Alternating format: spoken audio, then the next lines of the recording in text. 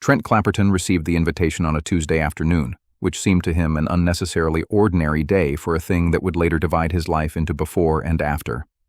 At the time, he was sitting in his office above the loading docks of Prairie Meridian Components, a mid-sized manufacturer of agricultural machinery parts on the edge of Winnipeg, watching snow blow sideways across the yard while a forklift driver named Benny tried, with heroic optimism and questionable steering technique, to reverse a pallet of hydraulic housings into Bay 3 without removing the corner of the building. Trent had spent 31 years in finance and operations, which meant he had developed the peculiar ability to see the world not as events but as systems under strain. A late supplier shipment was never just a late supplier shipment. It was overtime in assembly, expedited freight, annoyed customers, exhausted supervisors, margin leakage, and eventually a sales manager standing in his doorway explaining that customer relationships were more important than gross profit, which was the sort of sentence people only said when they were about to lose money. At 54, Trent was not cynical exactly, but he had become intimate with the small dishonesties of modern business. The forecasts everyone knew were fictional, the emergency meetings that solved nothing, the software dashboards that glowed confidently while the actual plant floor waited for a 27-cent gasket from Ohio. He believed in civilization, broadly speaking, but he had also reviewed enough inventory reports to know that civilization often depended on somebody remembering to reorder the right bearing before Friday. The envelope arrived by courier just after lunch, thick cream paper in a world of PDF attachments, with Trent's name handwritten in blue ink by someone who had either gone to boarding school or spent too much time pretending they had. There was no company logo, no return address, and no hint of urgency except for the fact that nobody sent physical invitations anymore unless they were getting married, suing you politely, or trying to sell you a timeshare in a mountain resort with maintenance fees large enough to require their own line of credit. Trent opened it with the little letter opener his daughter had given him years earlier as a joke after he complained that modern offices had taken away all the pleasant rituals and left only password resets. Inside was a single folded sheet, a topographic map printed on heavy paper, and a railway ticket from Winnipeg to Jasper, dated for the following Friday. The note contained only one sentence beneath a name he had not seen in nearly 20 years. "We are not preparing for the end of the world, Trent. We are preparing for the interruption." It was signed, in the same blue ink, Eleanor Vale. For a long time, Trent simply stared at the note while the office continued around him in its usual democratic confusion of ringing phones, distant compressor noise, printer jams, and someone laughing too loudly near the coffee machine. Eleanor Vale had been a structural engineer when he knew her, though calling Eleanor merely an engineer was like calling a cathedral a roof. She had possessed the alarming quality of understanding things before other people understood the question, and she could make a room of confident men become quieter simply by drawing a rectangle on a whiteboard and asking what was supposed to hold it up. They had met in university, back when Trent still believed accounting was a noble language for describing reality rather than a defensive weapon used by middle managers during budget season. Eleanor had gone west after graduation, then north, then somehow out of ordinary circulation altogether. Every few years, Trent had heard rumors. She was working on remote infrastructure. She was consulting for hydro projects. She was designing modular housing for places where winter arrived like an invading army. Then nothing. People like Eleanor did not disappear because they failed. They disappeared because they found something more interesting than being known.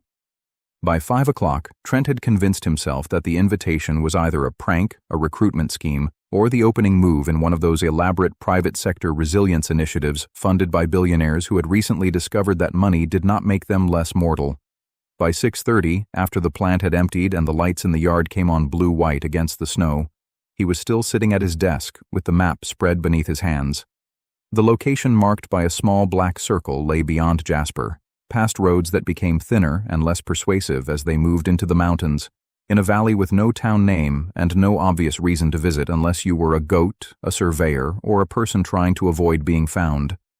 The sensible part of Trent's mind, which had paid mortgages, raised children, negotiated credit facilities, and survived 3 ERP implementations, told him to place the envelope in a drawer and go home.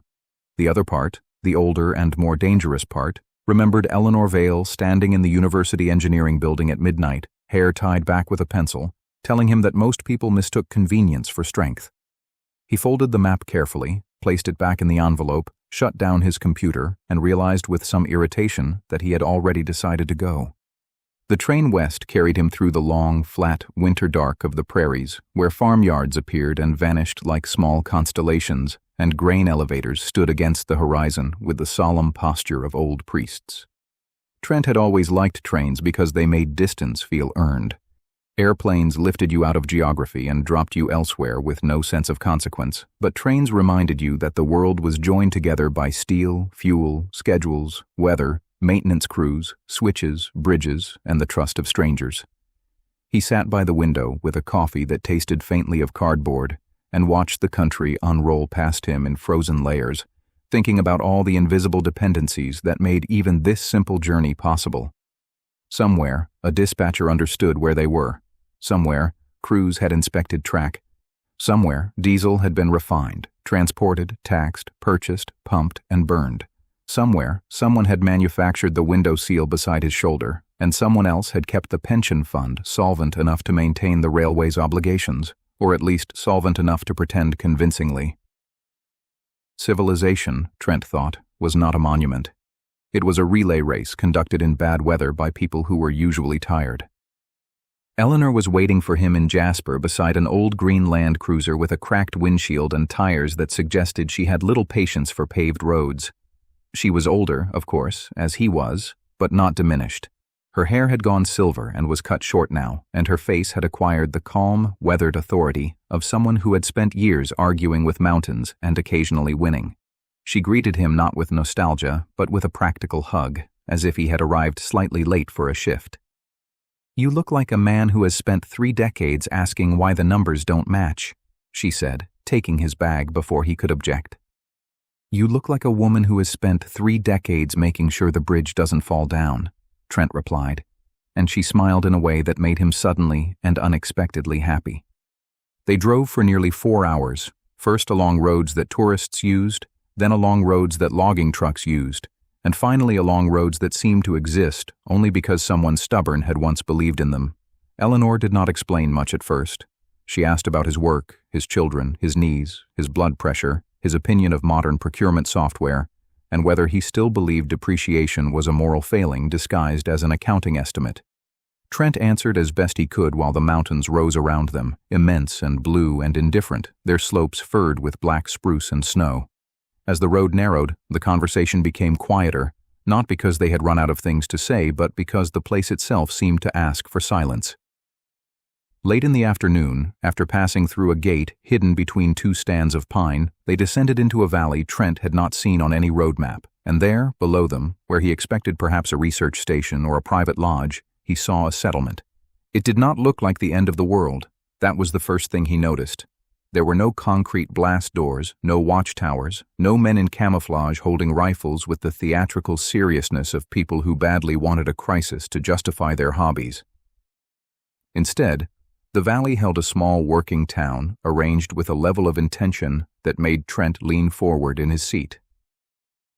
Terraced greenhouses stepped down a south-facing slope, their glass roofs catching the last weak light of the winter sun.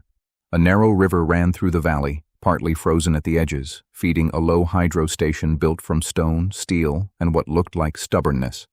Beyond it stood workshops with high windows, barns painted deep red, a sawmill, a row of insulated houses, a school with children's drawings taped inside the windows, and, near the center, a large timber building whose wide doors were open to reveal shelves, endless shelves filled with books.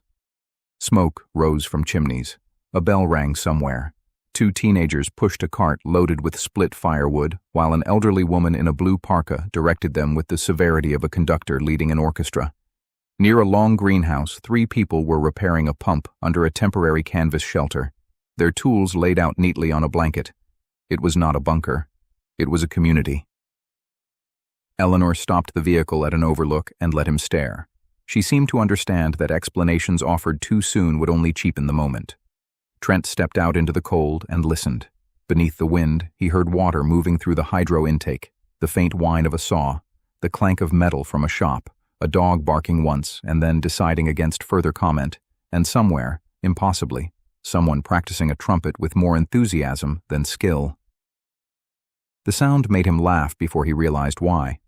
It was absurd, that trumpet, and therefore it was civilization. Nobody trying merely to survive would tolerate a beginner trumpet player at supper hour.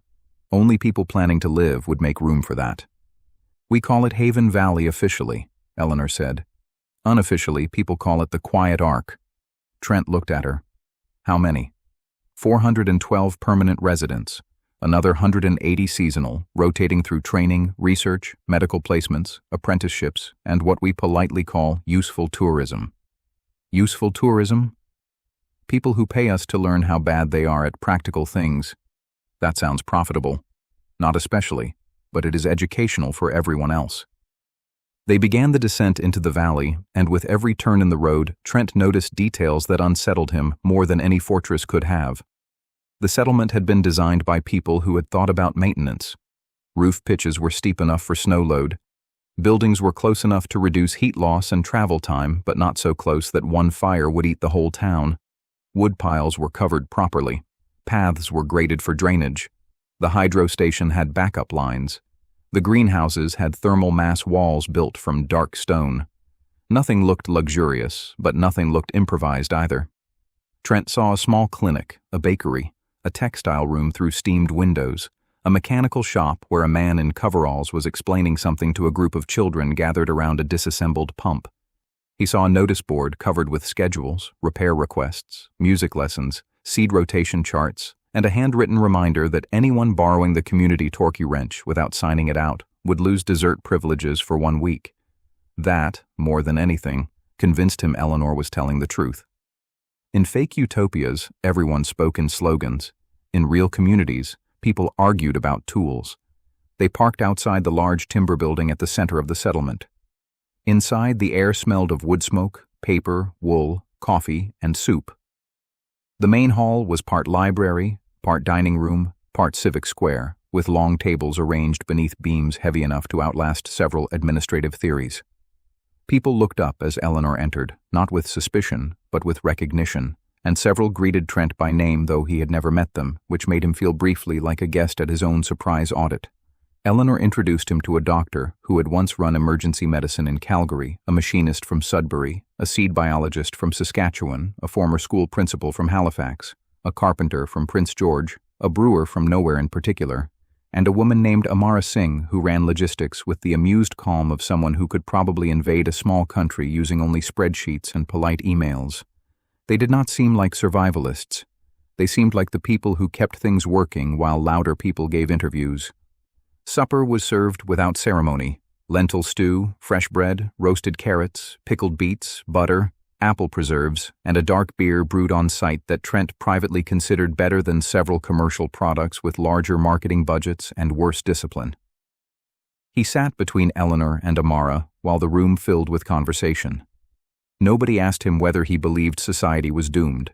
Nobody spoke of collapse with relish.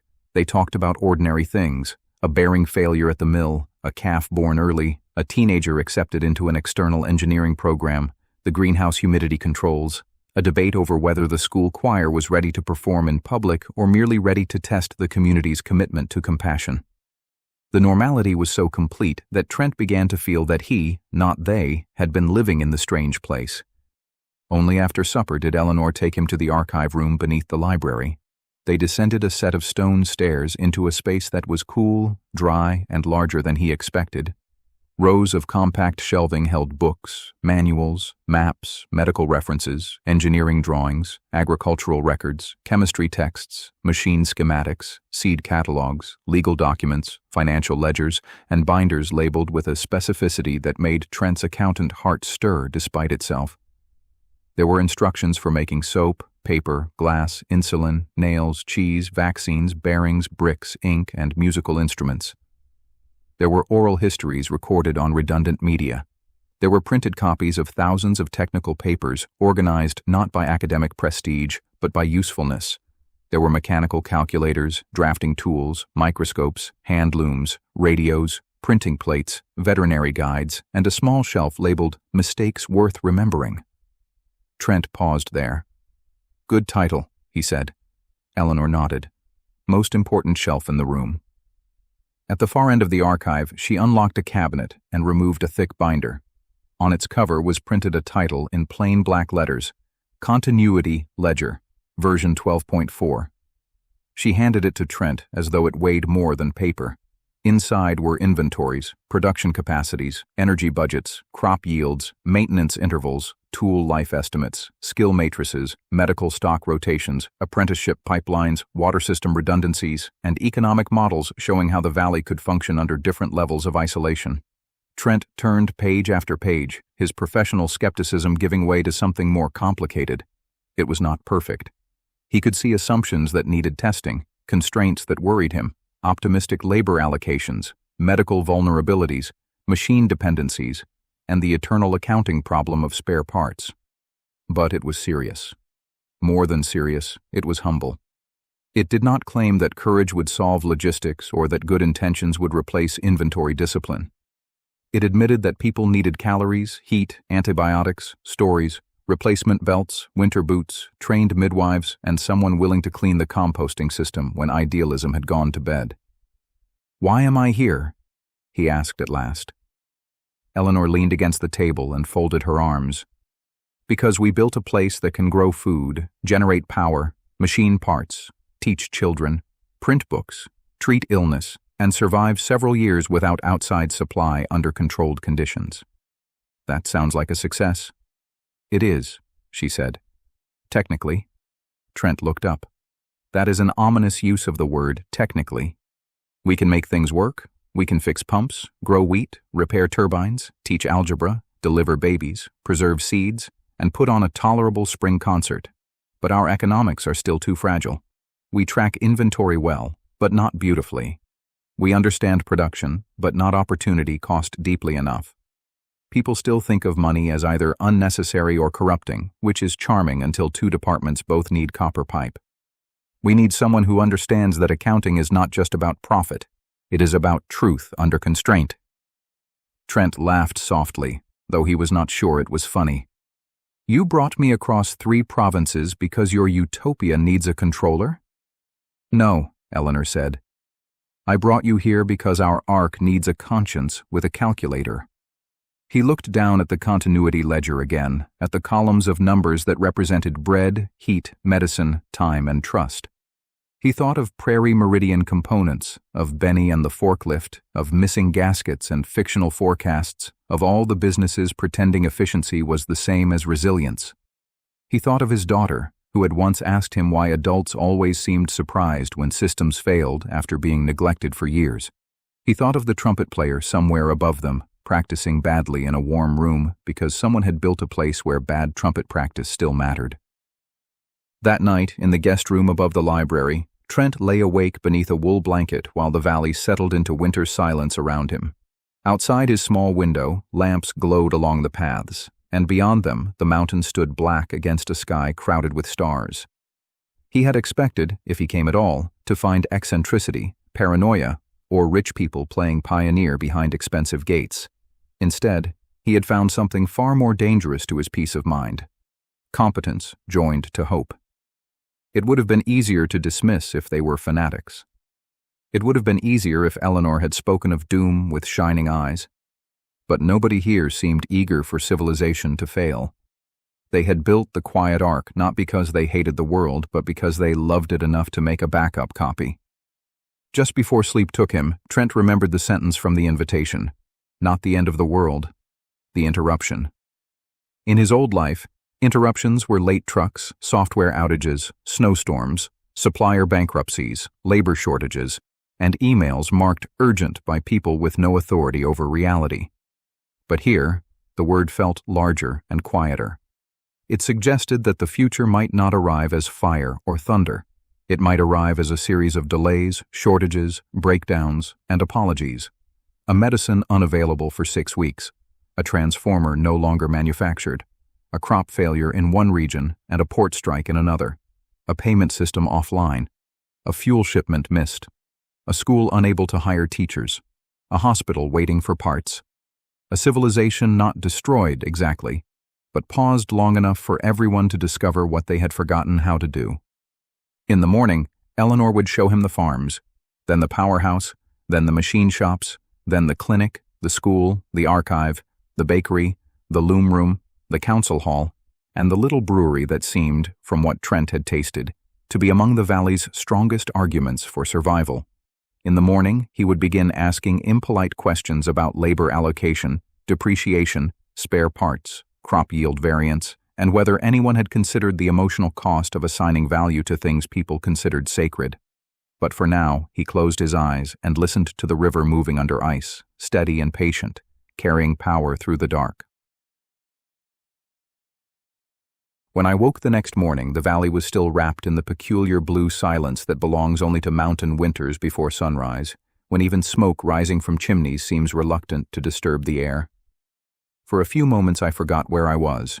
The room was simple but beautifully made, with smooth pine walls, a heavy quilt stitched from dozens of different fabrics, a bookshelf holding practical titles like Hydraulic Systems Maintenance, Field Botany of Western Canada, and, somewhat reassuringly, 3 detective novels whose pages had clearly been turned many times. Through the frost at the edges of the window, I could see the eastern ridgeline beginning to glow, and below it, the lights of Haven Valley were already scattered across the snow like warm embers. The town had been awake long before I was. Somewhere outside, I heard the steady rumble of a diesel tractor starting, followed by the softer clatter of boots crossing wooden walkways. Then came the smell. Fresh bread. I smiled despite myself. Every civilization, I reflected while pulling on my sweater, announces its priorities somehow. Some announce themselves with church bells, others with stock exchanges or military parades. The Quiet Ark announced itself with bread. Breakfast was served in the great hall where I had eaten supper the previous evening, although served was hardly the correct word.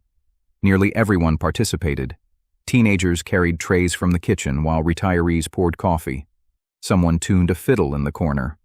A young mother bounced a sleepy toddler on her knee while discussing irrigation pumps with an elderly man whose beard suggested he had been born already looking wise. There was laughter, conversation, and none of the strained politeness I had expected from a community built around preparedness. They behaved less like survivalists than members of a large extended family who had simply accepted that everyone occasionally had to wash dishes. The bread itself deserved its own chapter. Thick slices of still warm sourdough emerged from wicker baskets, accompanied by butter churned the day before, raspberry preserves made from last summer's harvest, eggs collected that morning, smoked trout from the valley reservoir, and oatmeal topped with dried apples and roasted hazelnuts. I found myself eating far more than I intended, partly because everything tasted exceptional, and partly because no one seemed embarrassed to enjoy food. Modern life often encouraged guilt with every indulgence. Here, nourishment was celebrated as one of civilization's great achievements. Across the table sat a broad-shouldered woman in her 60s, introducing herself as Margaret Olson, though everyone called her Maggie. She shook my hand with the confidence of someone accustomed to lifting 50-pound sacks of flour before breakfast. "I'm told you're our new numbers fellow," she said cheerfully. "That sounds dangerously close to being called an accountant," I replied. "Well," she laughed, "around here that's practically a compliment." Eleanor appeared carrying 2 mugs of coffee and slid into the empty chair beside me. "Maggie runs the bakery," she explained. "Among other things." Maggie shrugged modestly. "Everyone runs several things around here. If your entire civilization depends on specialization, you eventually discover that vacations become complicated." I laughed, but I noticed she wasn't joking. After breakfast, Maggie invited me to tour the bakery before beginning what Eleanor referred to as my orientation, a word that suggested PowerPoint presentations and laminated safety manuals rather than fresh loaves emerging from stone ovens. The bakery stood beside the main square, built from thick timber beams and local stone. Warm air rushed over us as we entered, carrying the rich scent of yeast, flour, wood smoke, and caramelized crusts that instantly reminded me of childhood Saturday mornings.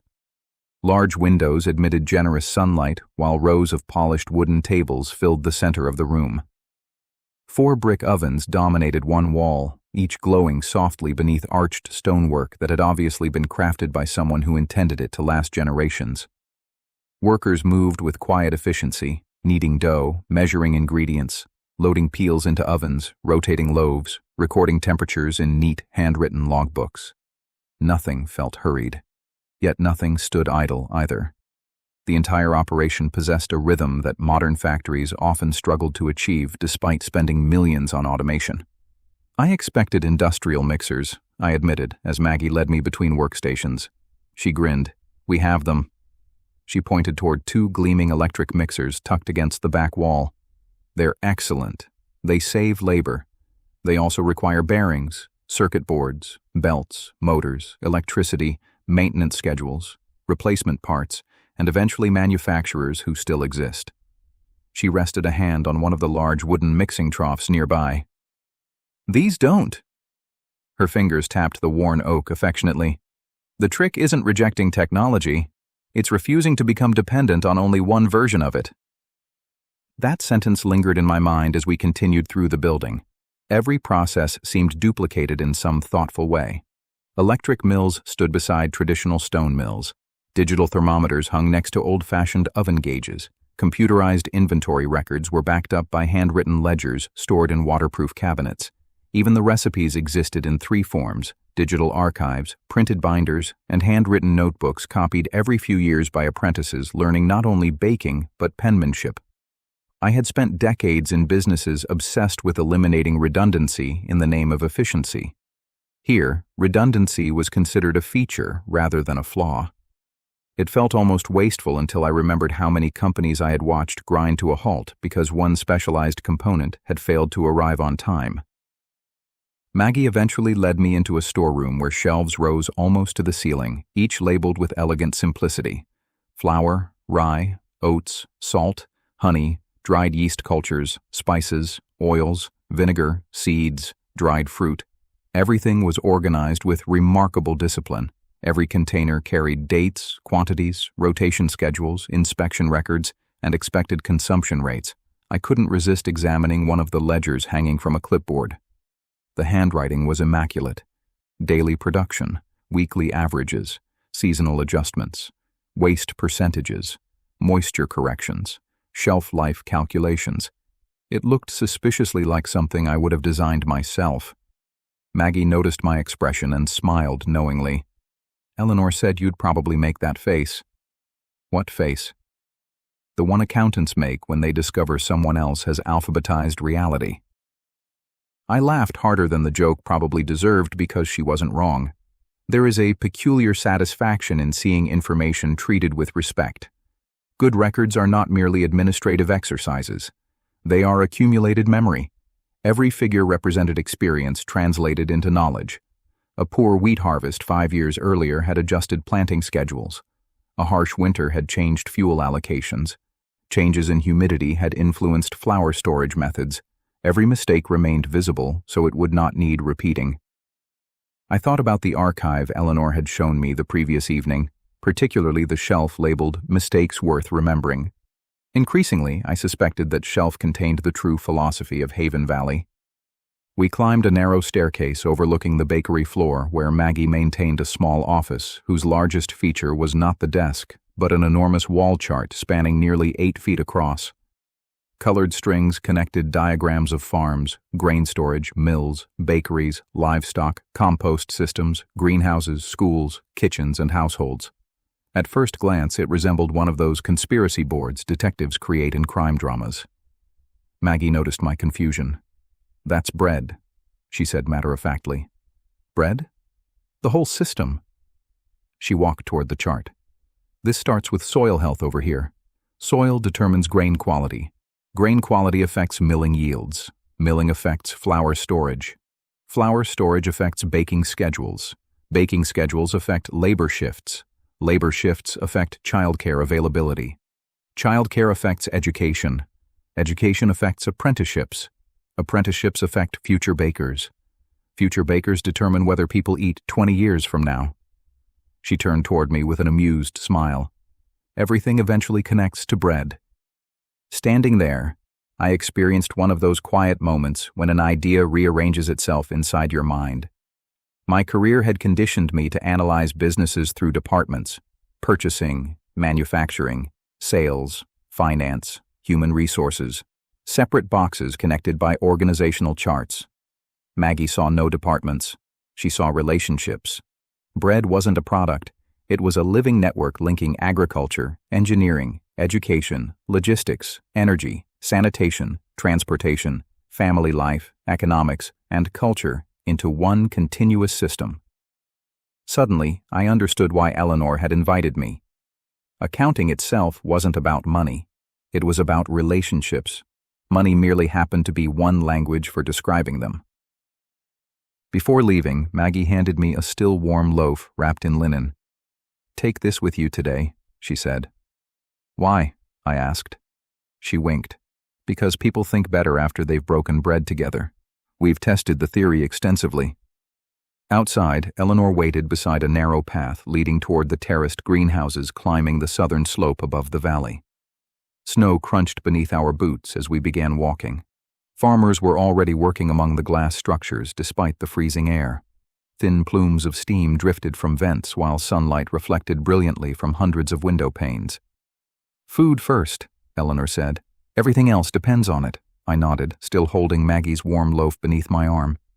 "You know," I said thoughtfully, "I came here expecting preparedness to be mostly about stockpiling supplies." Eleanor smiled without looking at me. "Most people do." We continued climbing until the entire valley spread beneath us like a carefully composed map. Workshops, homes, school, clinic, hydro station, library, barns, orchards sleeping beneath winter snow, all connected by winding paths and the river threading quietly through the center. It looked less like a settlement than a single living organism. Eleanor finally stopped near the first greenhouse and turned toward me. "Tell me honestly," she asked, "what do you think we're building?" I considered the question longer than she probably expected. Yesterday, I might have answered differently. I might have spoken about resilience, disaster planning, or sustainable communities. But after spending only a few hours inside the bakery, watching flour become bread through the coordinated efforts of dozens of skilled people, another answer seemed more truthful. "You're building continuity," I said quietly. "Not survival, continuity. You're trying to make sure that if the world stumbles, humanity doesn't have to start over." Eleanor's smile broadened into genuine satisfaction. "Exactly," she said. "Most people think civilization is made from skyscrapers, satellites, and stock markets. Those things are wonderful. But underneath them all, civilization is simply one generation teaching the next how to bake bread, repair pumps, grow food, heal illness, tell stories, solve problems, and care enough to pass the knowledge forward." She looked across Haven Valley, where morning sunlight now illuminated the rooftops one by one. "Everything else," she said softly, "is just architecture." As we stepped into the warmth of the first greenhouse, where rows of winter greens stretched toward the glass roof and the earthy scent of growing things replaced the sharp air outside, I found myself wondering how many places in the modern world still understood that simple truth. For the first time since arriving, I realized that the Quiet Ark wasn't preserving the past. It was preserving the possibility of the future. By the third morning, I had begun to notice something that seemed almost invisible during my first day in Haven Valley, yet once seen, it became impossible to ignore. Nobody here rushed. That did not mean people moved slowly. On the contrary, they worked with remarkable energy. The mechanic repairing a grain auger did not waste a single movement. The nurse crossing the square carried herself with quiet purpose. Children hurried to school with the boundless enthusiasm that belongs only to youth and dogs. What was missing was the peculiar panic I had grown accustomed to during 3 decades in modern business. Nobody sprinted from one crisis to another, clutching a coffee cup and apologizing for being late to a meeting that should never have existed in the first place. Nobody proudly announced they were completely swamped, as though exhaustion were a professional qualification. The valley seemed to operate according to a different rhythm entirely. Later I would learn that this was not accidental. It had been designed that way from the beginning. Eleanor often said that a civilization constantly operating at 100% capacity was not efficient. It was fragile, a little unused time, a little spare labor, a little extra inventory, a little redundancy. Those things appeared wasteful on spreadsheets, but invaluable in reality. I suspected accountants and engineers had been arguing over that truth for several thousand years. After breakfast, Eleanor met me outside the library carrying 2 heavy canvas jackets embroidered with a small blue emblem I had not noticed before. It depicted a river flowing beneath an open book. "The original founders designed that," she explained as she handed me one. knowledge and water. They believed every successful civilization begins with both. I slipped the jacket on, appreciating its surprising warmth. "Today," she said, "we're visiting the river." I looked past her toward the broad ribbon of water winding through the valley. "I saw the hydro station yesterday." Eleanor smiled. "You saw the building.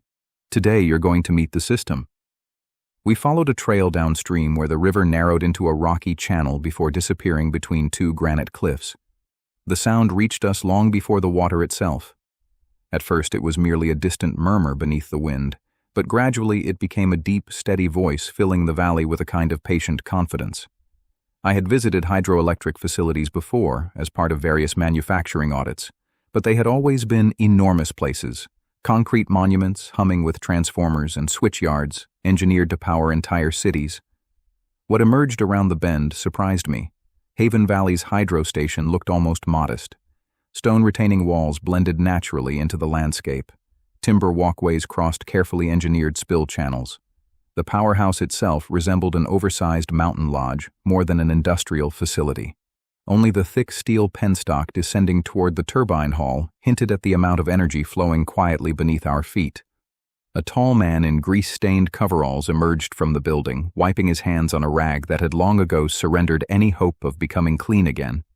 He possessed the weathered face of someone who spent more time outdoors than indoors, and the cheerful expression of a man who genuinely enjoyed solving mechanical problems. "Trent," Eleanor said, "I'd like you to meet Noah Garrison." Noah's handshake was firm enough to reassure me he could probably lift one end of the turbine if circumstances became sufficiently inconvenient. "Welcome to the only place in town where everyone suddenly becomes interested in engineering every time the lights flicker." He laughed. "Funny how that works." "I'm more familiar with balance sheets than turbines," I admitted. "Don't worry," Noah replied. "They have more in common than you'd think. Both become very exciting when they stop working." Inside the powerhouse, warmth enveloped us immediately. The air smelled faintly of lubricating oil, warm metal, cedar, and ozone. Beneath the floor, I could hear the low, rhythmic hum of generators converting falling water into electricity with a confidence that felt almost comforting. Noah led us along graded walkways overlooking the turbine hall below. Massive shafts rotated steadily beneath protective housings, while control panels displayed voltages, frequencies, water flow, bearing temperatures, and dozens of measurements I only partially understood. Everything gleamed from meticulous maintenance rather than newness. This machinery had clearly been operating for years, perhaps decades, yet every bolt appeared inspected, every surface cleaned, every gauge carefully calibrated. I found myself admiring the discipline more than the technology itself. "We could have bought newer equipment," Noah said, noticing my curiosity. "More efficient, more computerized, better marketing brochures." He leaned against the railing. "Instead, we chose equipment that 3 generations of mechanics could understand." He tapped the handrail thoughtfully. "That's one of our guiding principles. Complexity is wonderful until it becomes dependency." I nodded slowly. "In manufacturing, we always chased the latest technology." Noah smiled. "So do we. We simply ask a second question afterward. Which is, can we repair it ourselves 20 years from now if nobody answers the phone?" That sentence lingered uncomfortably in my mind because I realized how rarely anyone in my previous career had asked it. Noah spent the next hour walking me through the entire system with the patient enthusiasm of someone delighted to discover another willing student. The river fed a small reservoir several kilometers upstream, not because large dams were desirable, but because modest storage provided flexibility during seasonal fluctuations. Water entered the penstock through manually operable intake gates requiring no electricity to function. The turbines themselves were deliberately oversized, allowing them to operate comfortably below maximum capacity most of the year, reducing wear and extending service life. Every critical component possessed at least one backup. Spare bearings rested in climate-controlled storage. Replacement seals were manufactured locally whenever possible. Even lubricants were carefully selected based partly on performance and partly on long-term availability. I realized I wasn't merely touring a power station. I was witnessing an entire philosophy translated into engineering. At one point, Noah stopped beside an older generator disconnected from the main system. It appeared immaculate despite its obvious age. Brass nameplates gleamed beneath fresh polish, while every valve carried neatly engraved identification tags. "Our museum?" I asked. He shook his head. "Our insurance policy." Seeing my puzzled expression, he continued, "That generator is 63 years old. It's less efficient than our primary units, noisier, and considerably heavier. It also has one remarkable advantage." He grinned. "Every single part inside it can be manufactured using equipment already available in Haven Valley." I walked slowly around the machine. Cast iron housing, steel shafts, bronze bushings, copper windings, nothing exotic, nothing dependent on international supply chains or proprietary electronics. Suddenly I appreciated why it remained carefully maintained rather than discarded. It represented continuity made visible. As we continued deeper into the facility, Noah opened a steel cabinet containing row after row of handwritten maintenance logs dating back more than 20 years. I instinctively reached toward one volume before catching myself. "Go ahead," he encouraged. The pages revealed meticulous records, daily inspections, bearing temperatures, vibration analyses, oil samples, seasonal water flows, unexpected failures, repair procedures. Every entry signed, dated, and occasionally annotated with observations that revealed as much about the people as the machinery. One note read simply, "Unusual vibration traced to squirrel nest inside ventilation duct. Squirrel relocated. Generator appreciative." Another stated, "Bearing replacement delayed 2 days due to community harvest. Lesson learned. Wheat waits for no engineer." I laughed aloud. Noah shrugged. "Future mechanics deserve honest records, including our mistakes." Those words carried me back to the archive beneath the library and its shelf labeled "Mistakes Worth Remembering." Increasingly, I understood that Haven Valley treated failure differently from the outside world. Modern organizations often buried mistakes beneath layers of embarrassment, legal caution, or public relations language. Here they documented failures almost affectionately, not because failure was celebrated, but because forgetting it seemed more dangerous than admitting it. Every cracked shaft, contaminated well, spoiled harvest, or design flaw became part of the community's accumulated wisdom. Civilization, I was beginning to suspect, advanced less through genius than through careful note-taking. Around midday, we climbed a narrow service trail following the penstock toward the upper reservoir. Snow crunched beneath our boots while sunlight filtered through towering spruce trees. The climb was steeper than I expected, and by the time we reached the intake structure, I had become uncomfortably aware that office work had not prepared my knees for mountain engineering. Noah pretended not to notice my heavy breathing, which I appreciated enormously. The reservoir itself appeared surprisingly small, more like a quiet alpine lake than a major infrastructure project. Thin ice covered the sheltered coves while open water reflected the surrounding peaks with startling clarity. "This little lake powers the whole town?" I asked. "It powers our priorities," Noah corrected gently. I frowned. "There's a difference?" "A very important one." He crouched beside the water's edge and picked up a flat stone. "Suppose we have a severe drought. Water levels fall. We can no longer generate enough electricity for everything. What happens?"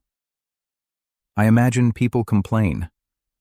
"They always complain," he chuckled. "But after that?" I considered the question. "Rationing?" "Exactly, but what gets power first?" "The hospital." He nodded. "What next?" I thought for another moment. "Water treatment?" "Correct." "Then food production?" "Very good." I continued working through the problem almost like balancing an income statement.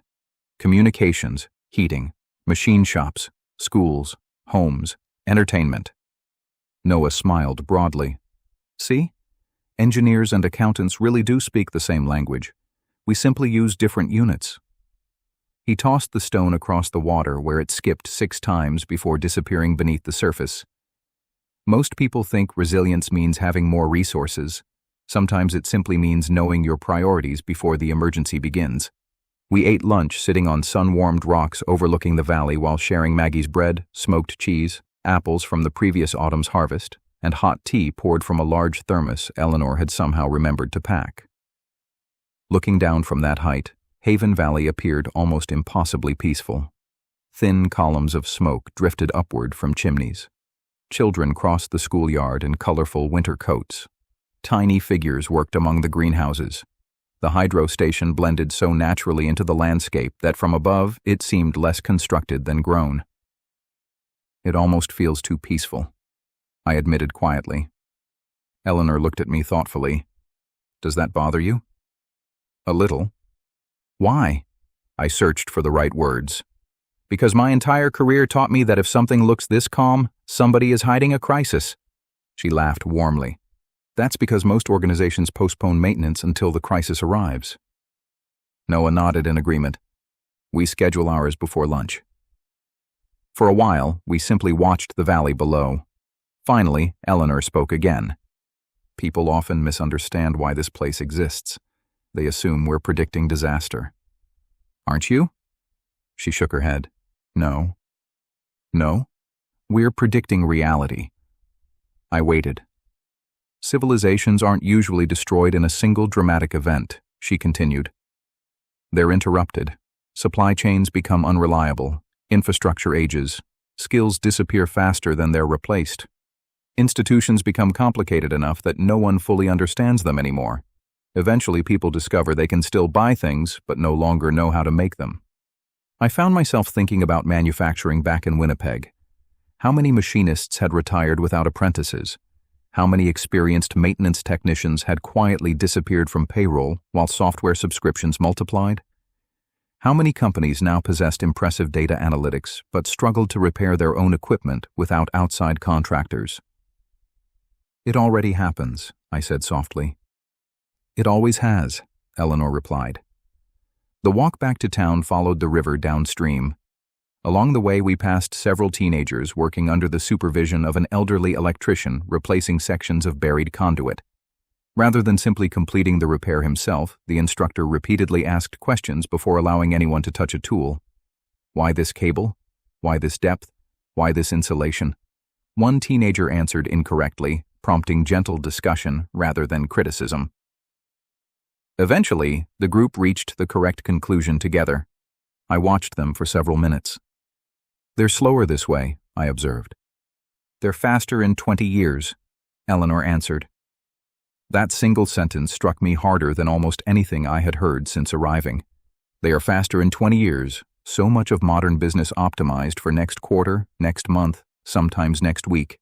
Haven Valley optimized for people who had not yet become experts. Every repair doubled as a lesson. Every project trained future builders. Every experienced worker considered education part of the job itself. By late afternoon, we returned to the town square where children had gathered near the frozen pond, constructing an elaborate network of snow forts connected by tunnels. Nearby, several retirees watched from benches while debating whether the engineering met acceptable structural standards. One gray-haired gentleman finally stood, walked over, and politely informed the children that one wall required reinforcement before someone inevitably attempted something spectacularly unwise. The children accepted the advice without complaint and immediately began rebuilding. Noah laughed quietly. "Future engineers?" "Or future accountants," I suggested. "No," he replied with absolute confidence. "The accountants are the ones already calculating how much snow they're using." That evening, after supper, I found myself sitting alone in the library with the continuity ledger spread open once again before me. But this time I understood something I had missed on my first night. The columns of figures weren't really describing electricity, wheat, inventories, or machine parts. They were describing time. Every spare bearing represented months of future operation. Every apprentice represented decades of future knowledge. Every seed stored carefully today represented harvests years from now. Every maintenance schedule postponed failure into another generation. Every loaf of bread baked that morning allowed someone else to continue teaching, building, repairing, inventing, or simply living. I turned another page and noticed a handwritten quotation tucked into the margin, unsigned and written in faded ink that suggested one of the original founders had placed it there years before. "A river does not remember the names of those who built its first bridge. It remembers only that the crossing remains." I closed the ledger gently and sat in silence for several minutes, listening to the muffled sounds of Haven Valley settling into another winter evening. Somewhere outside, I heard the steady hum of the hydro station sending electricity through the town just as it had yesterday and would tomorrow. It occurred to me then that power was never really the point. Continuity was. By the end of my first week in Haven Valley, I had developed a habit that would have embarrassed the version of me who still lived in Winnipeg. Every morning before breakfast, while the valley remained suspended between darkness and dawn, I would walk alone through the central square simply to watch the town wake up. It was not a large place, certainly nothing compared to the cities where I had spent most of my career, yet each day revealed another layer of quiet complexity that I had somehow overlooked before. Lights appeared one by one in the bakery, followed shortly afterward by the clinic, then the school kitchen, the machine shop, and finally, the greenhouse district, as the automated thermal curtains began retracting with a soft mechanical rustle. Smoke rose from chimneys in thin gray ribbons, while the first wagons and utility carts rolled onto the streets carrying milk, vegetables, tools, lumber, or simply people heading toward another day's work. Nobody blew a whistle, no sirens announced shift changes. The town seemed to possess an internal rhythm, like breathing, and each resident instinctively knew when to inhale and when to exhale. Standing there in the cold with my hands wrapped around a mug of coffee from Maggie's bakery, I often found myself wondering whether this was how communities had functioned for thousands of years before clocks became more important than seasons. That morning, Eleanor joined me beneath the large maple tree in the square carrying a clipboard that looked suspiciously heavy for someone merely taking a walk. "Today," she announced with the faint smile that usually meant she was about to rearrange another piece of my understanding, "we're going to visit the machine shops." I nodded eagerly. Although every part of Haven Valley fascinated me, I had been looking forward to this visit more than I cared to admit. During my years in manufacturing, I had always believed that machine shops occupied a curious position within civilization. Most people never thought about them. They noticed automobiles, hospitals, bridges, wind turbines, tractors, or elevators, but rarely considered the places where the components for those things were actually made. Machine shops were like the backstage crew in a theater production. If they did their jobs well, nobody applauded because nobody noticed they existed. But remove them, and the performance ended remarkably quickly. The industrial district occupied the northern edge of the valley where prevailing winds carried noise away from the residential areas. Even before we arrived, I could hear the unmistakable sounds drifting through the crisp morning air. The rhythmic whine of a lathe taking a finishing cut, the sharp metallic tapping of a milling machine, the deeper percussion of a power hammer somewhere farther back. None of it sounded frantic. Instead, the noises blended into a surprisingly harmonious rhythm that reminded me less of a factory than an orchestra tuning before a concert. As we stepped inside the largest workshop, warmth and familiar scents greeted us immediately. Cutting oil, fresh sawdust from the adjoining woodworking shop, warm steel, lubricants, welding fumes, and coffee. Always coffee. If civilization were ever summarized honestly, I suspected historians would conclude that its greatest achievements had been accomplished largely by people carrying mugs. The building itself was magnificent in its practicality. Heavy timber beams supported a high ceiling fitted with overhead cranes capable of lifting surprisingly large machinery. Sunlight poured through tall north-facing windows specifically designed to provide consistent illumination without excessive glare. Workbenches lined one wall, each arranged with an orderliness that bordered on artistic expression. Precision measuring tools occupied carefully labeled drawers. Hand tools rested in custom wooden holders shaped exactly to fit each wrench, chisel, caliper, or screwdriver. Large machines stood across the main floor. Manual lathes, milling machines, drill presses, grinders, hydraulic presses, sheet metal brakes, welding stations, and equipment I only vaguely recognized from plant tours decades earlier. Nothing appeared flashy.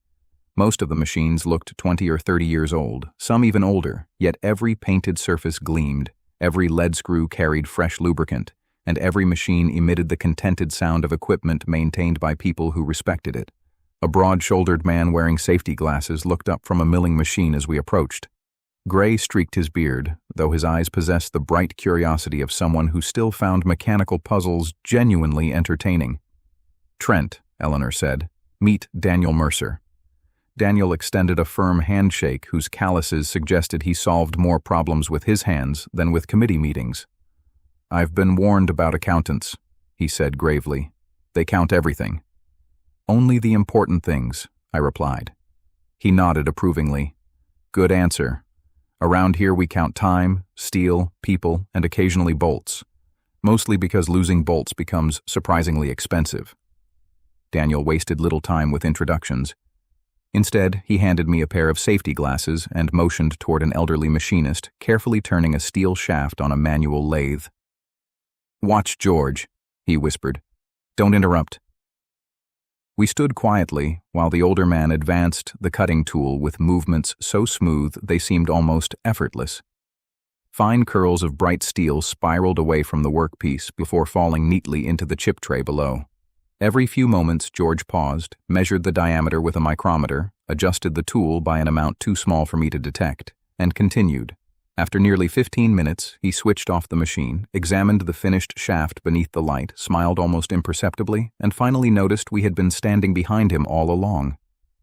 Daniel gestured toward the completed part. "What do you think it is?"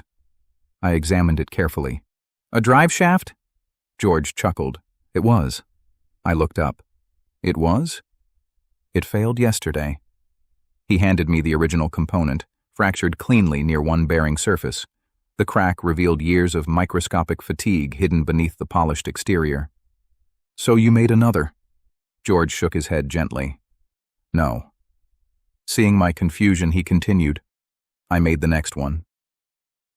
That distinction stayed with me. Not another. The next one. George explained that the replacement incorporated 3 subtle improvements based on everything they had learned since the original shaft had been manufactured 12 years earlier. A slightly different alloy, a revised oil groove, a tiny change in shoulder radius to reduce stress concentration. Individually, none of the improvements seemed revolutionary. Collectively, they might double the component's service life. "We never replace things," George said quietly. "We improve the conversation." As an accountant, I had spent years depreciating machinery according to established schedules. 5 years, 10 years, 15 years. Yet standing there beside George's lathe, I realized that depreciation described only financial value. Knowledge appreciated, every repair increased understanding, every failure became another lesson embedded inside the next design. Civilization advanced not because machines lasted forever, but because each generation quietly left better machines for the next. Daniel led us deeper into the workshop, where several apprentices clustered around a partially disassembled water pump mounted on a heavy wooden bench. Rather than repairing it himself, an instructor stood nearby asking questions. What caused the seal to fail? One apprentice suggested poor lubrication. Another blamed contamination. A third pointed toward slight shaft misalignment. Instead of declaring the correct answer, the instructor simply asked another question. What evidence supports each possibility? The discussion continued for nearly 20 minutes before anyone reached for a wrench. "They could repair it twice as fast," I observed. Daniel nodded. "They could." "So why don't they?" "Because we're not fixing a pump." I smiled. "We're educating mechanics." "No." He grinned. "We're educating teachers." That answer surprised me. Teachers? The apprentice repairing this pump today will probably instruct someone else in 15 years. The real product leaving this room isn't repaired equipment. He paused thoughtfully.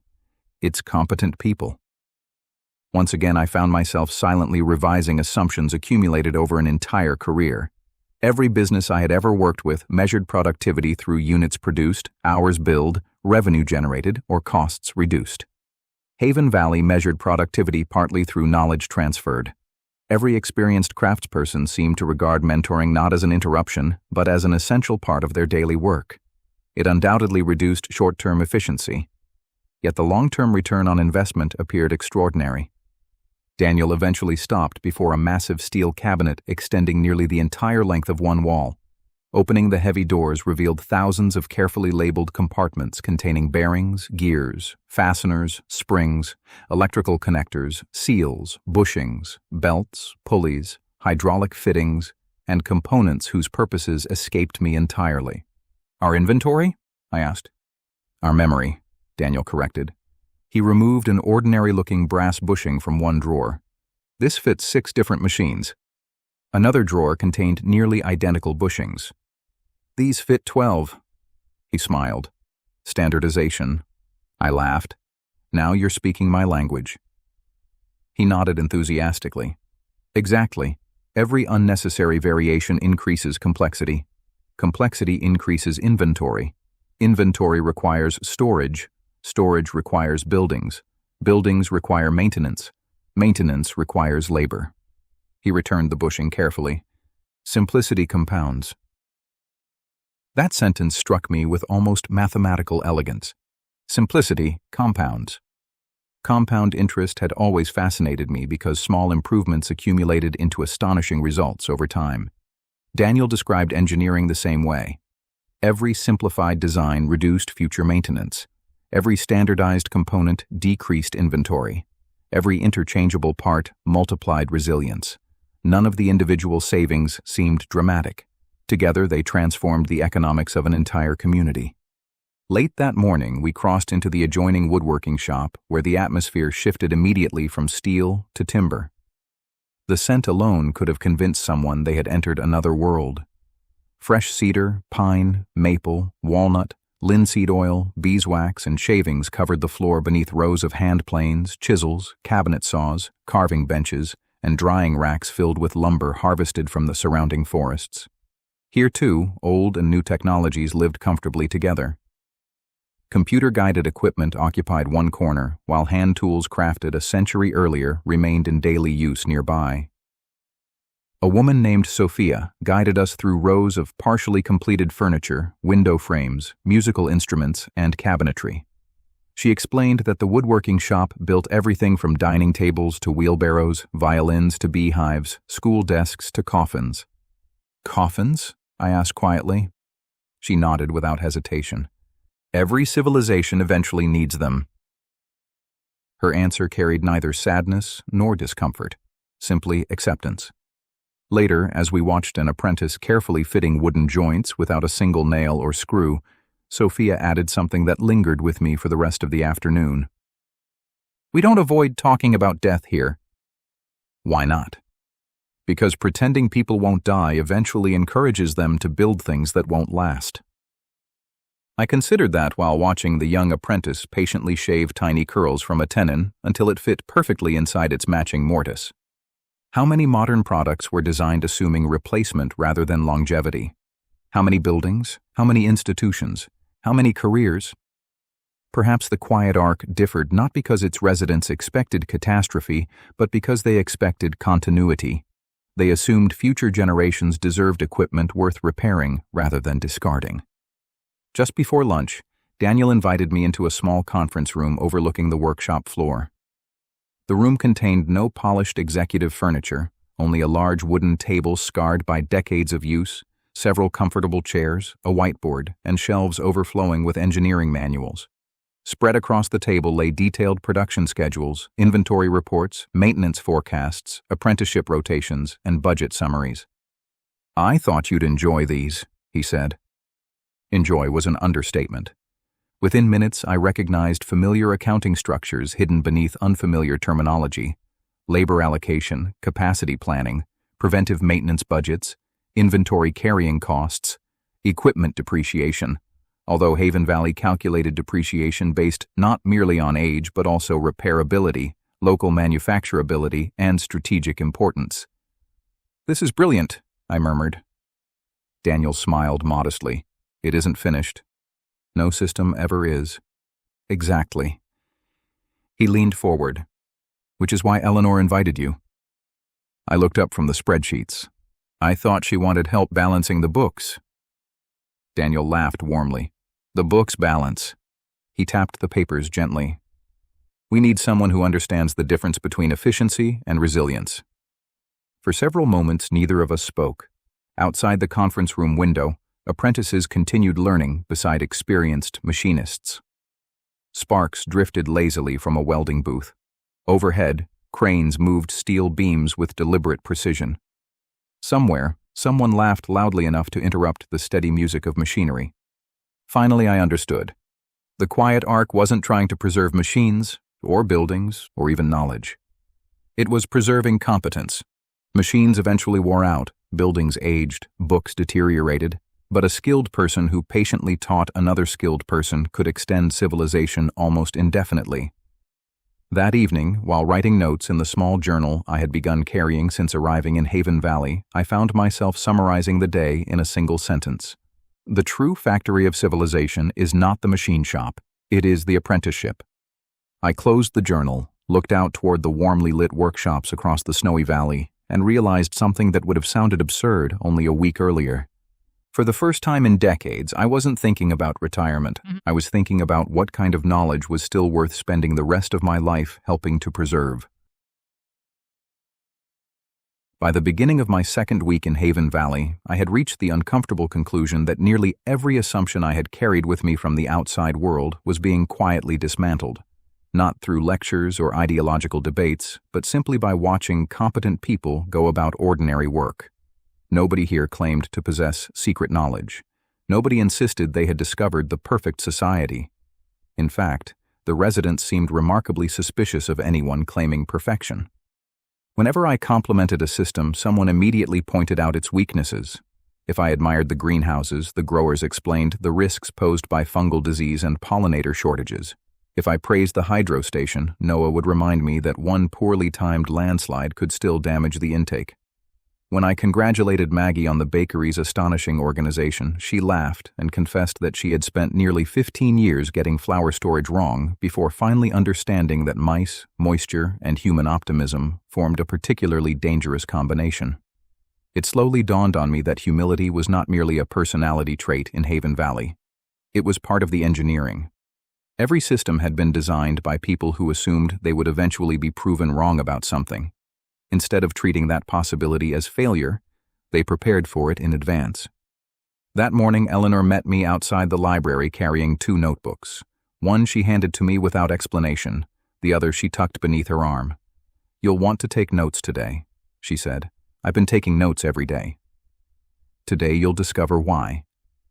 She started walking toward the eastern side of town, where a low stone building overlooked the river. Unlike the workshops or the hydro station, there was very little noise here. Even before we reached the entrance, the atmosphere changed. People spoke more softly. Footsteps slowed almost instinctively.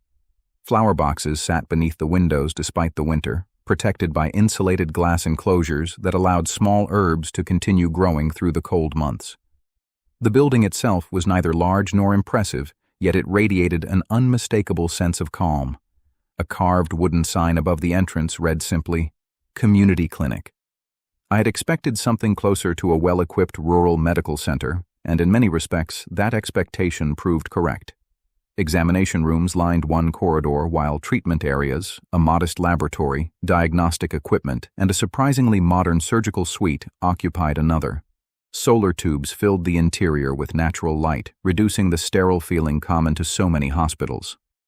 What surprised me most, however, was the absence of urgency. Nurses moved briskly, but not frantically. Physicians stopped to chat with patients after appointments. Children played in a reading corner without anyone shushing them. An elderly couple sat drinking tea while waiting for routine examinations, looking more like neighbors visiting friends than patients awaiting medical care. A woman wearing a navy blue sweater rather than a white lab coat greeted us near the reception desk. Her silver hair had been tied back carelessly, and laugh lines framed eyes that somehow managed to appear both intensely observant and deeply reassuring. Eleanor introduced her as Dr. Lila Navarro, who had spent more than 25 years practicing emergency medicine before helping establish Haven Valley's healthcare system. "I expected doctors to wear white coats," I admitted. Lila smiled. "I stopped wearing one years ago." "Why?" "Because patients talk to the coat instead of the person." She led us toward a consultation room while continuing our conversation. Medicine has a remarkable tendency to become intimidating without intending to. The equipment grows larger, the terminology becomes more specialized. Eventually, patients begin assuming their own bodies are mysteries best left entirely to experts. She paused beside a wall displaying detailed anatomical charts drawn by local artists rather than purchased from medical suppliers. They aren't. Inside her office, shelves overflowed with textbooks, anatomy models, botanical guides, pharmacology references, and binders thick with handwritten notes. Beside a sophisticated ultrasound machine stood several instruments that looked as though they belonged in a 19th century physician's bag. Lila noticed my curiosity. "We keep both." "The old equipment still works?" She laughed. "The old equipment never stopped working." Over the next 2 hours, she guided me through nearly every aspect of the clinic's operation, and once again I found myself confronting a philosophy rather than merely a collection of procedures. Every advanced medical technology available to Haven Valley was accompanied by training in lower technology alternatives. Ultrasound machines were wonderful, but physicians also practiced physical examination skills relentlessly. Laboratory equipment accelerated diagnosis, yet technicians remained fully capable of performing manual analyses when necessary. Electronic medical records existed, backed up daily, but every patient also possessed a carefully maintained paper file stored in fire-resistant archives. "Redundancy again," I observed. "No," Lila replied gently. "Continuity." She opened a cabinet containing hundreds of neatly labeled binders. "If our computers disappear tomorrow, nobody loses their medical history." Another cabinet held meticulously organized seeds and dried medicinal plants. If commercial pharmaceutical production becomes interrupted, these become valuable. Nearby stood refrigeration units powered by redundant electrical circuits. If the power fails, backup systems engage. Finally, she pointed toward a greenhouse visible through the rear windows.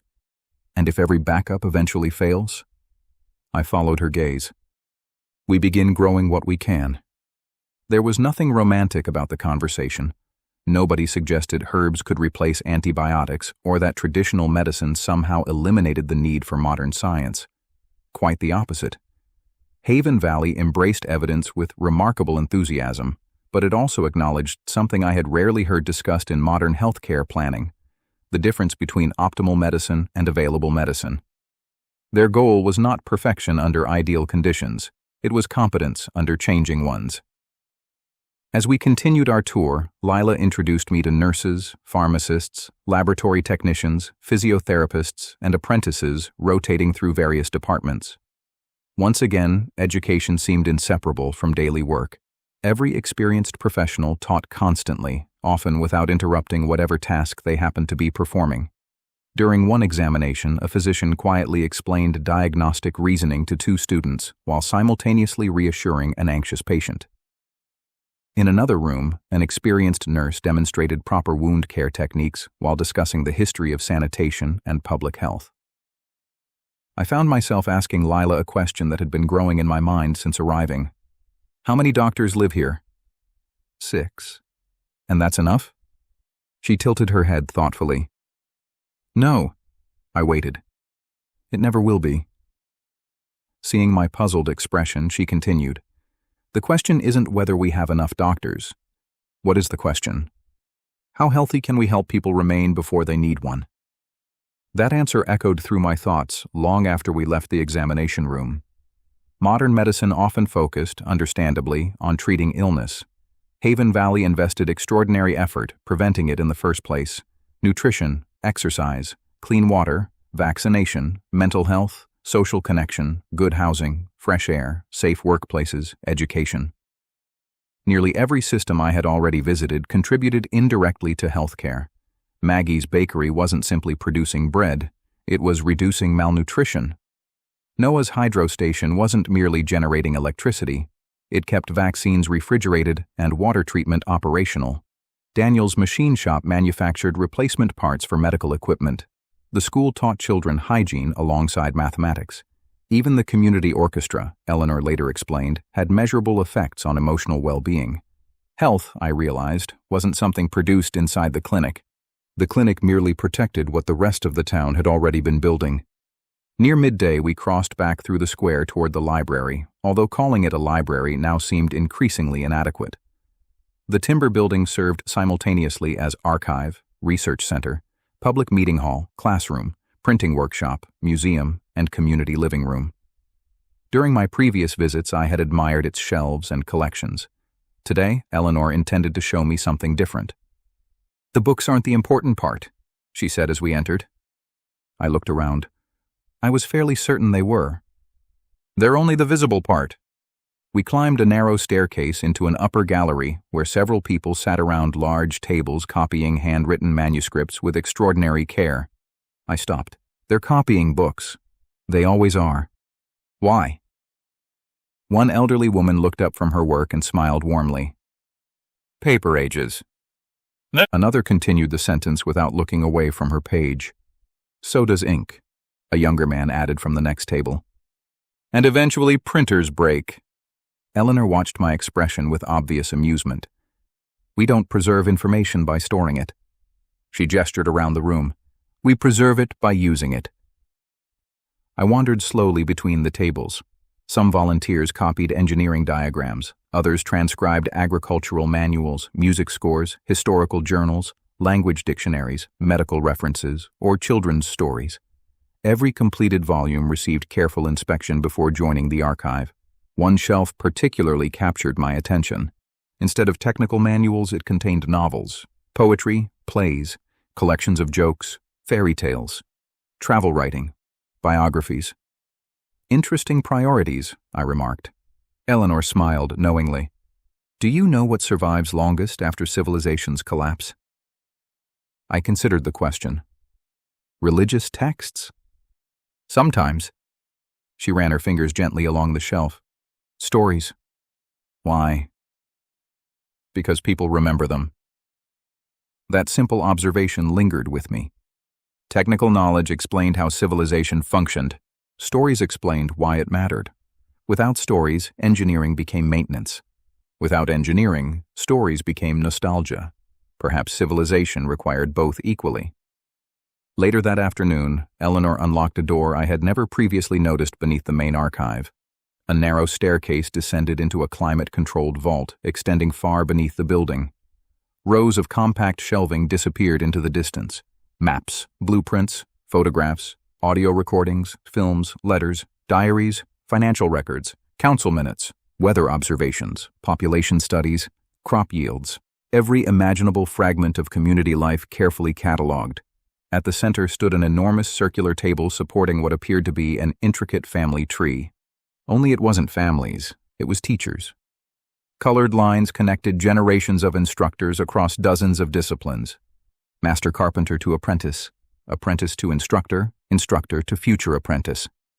The same pattern repeated through medicine, engineering, agriculture, music, mathematics, chemistry, baking, and dozens of other fields.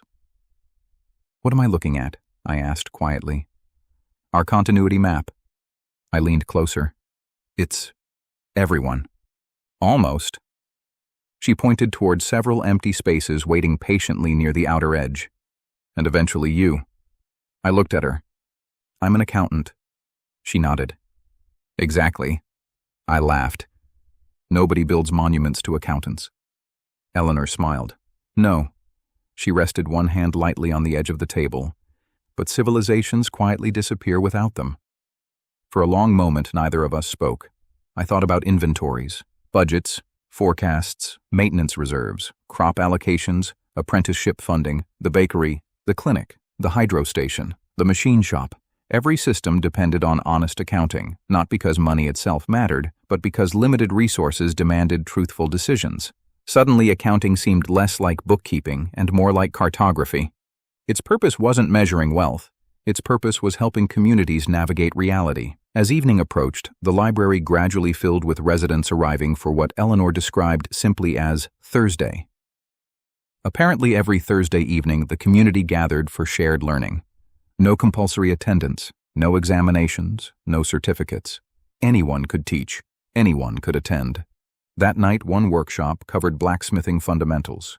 Another introduced basic astronomy. Children practiced choral music upstairs.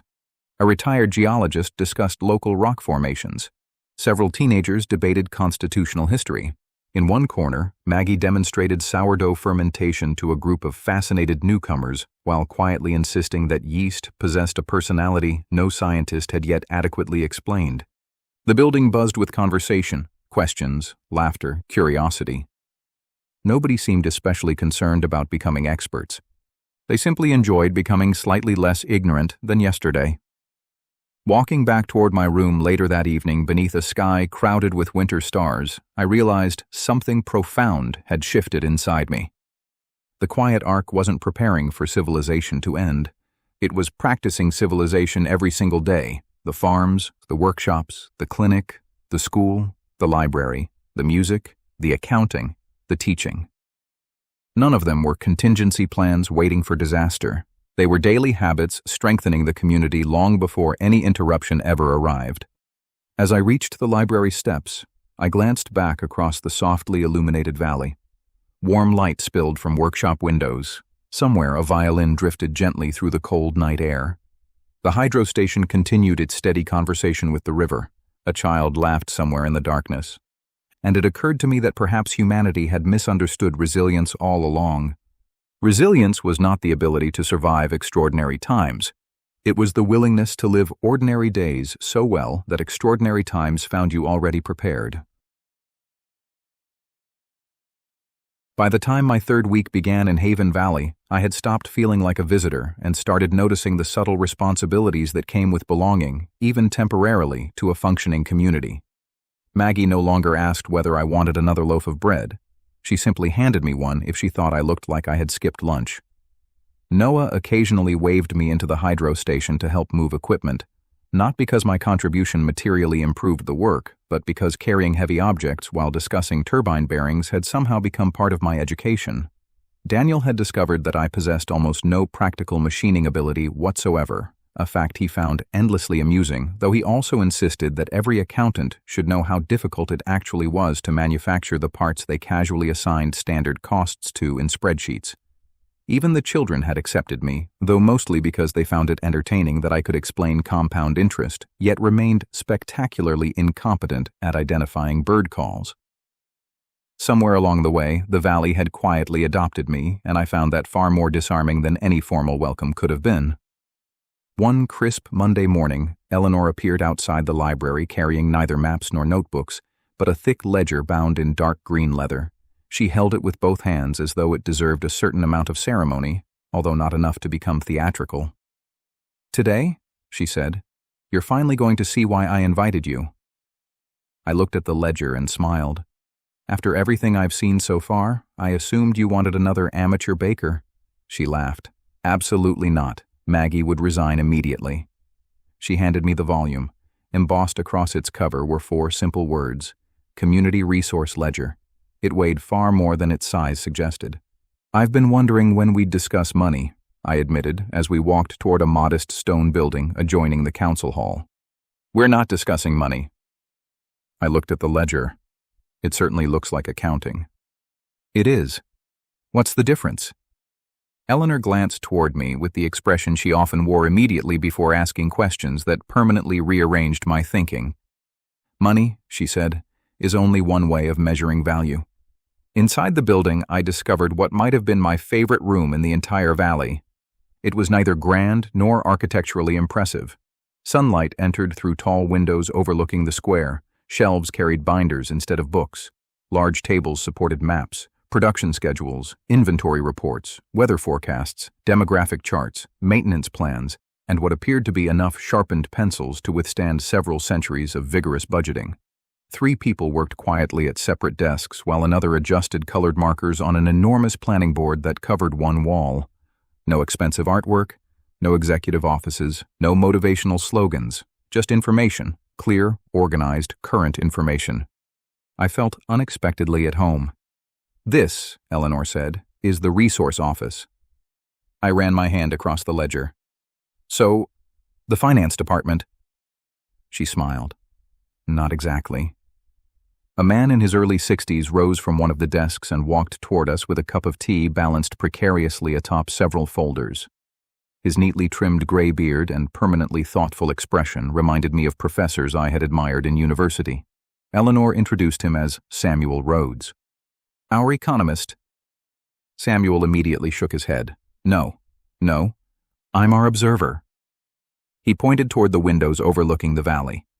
"The economy is out there." His finger shifted toward the shelves. "I'm merely trying to describe it accurately."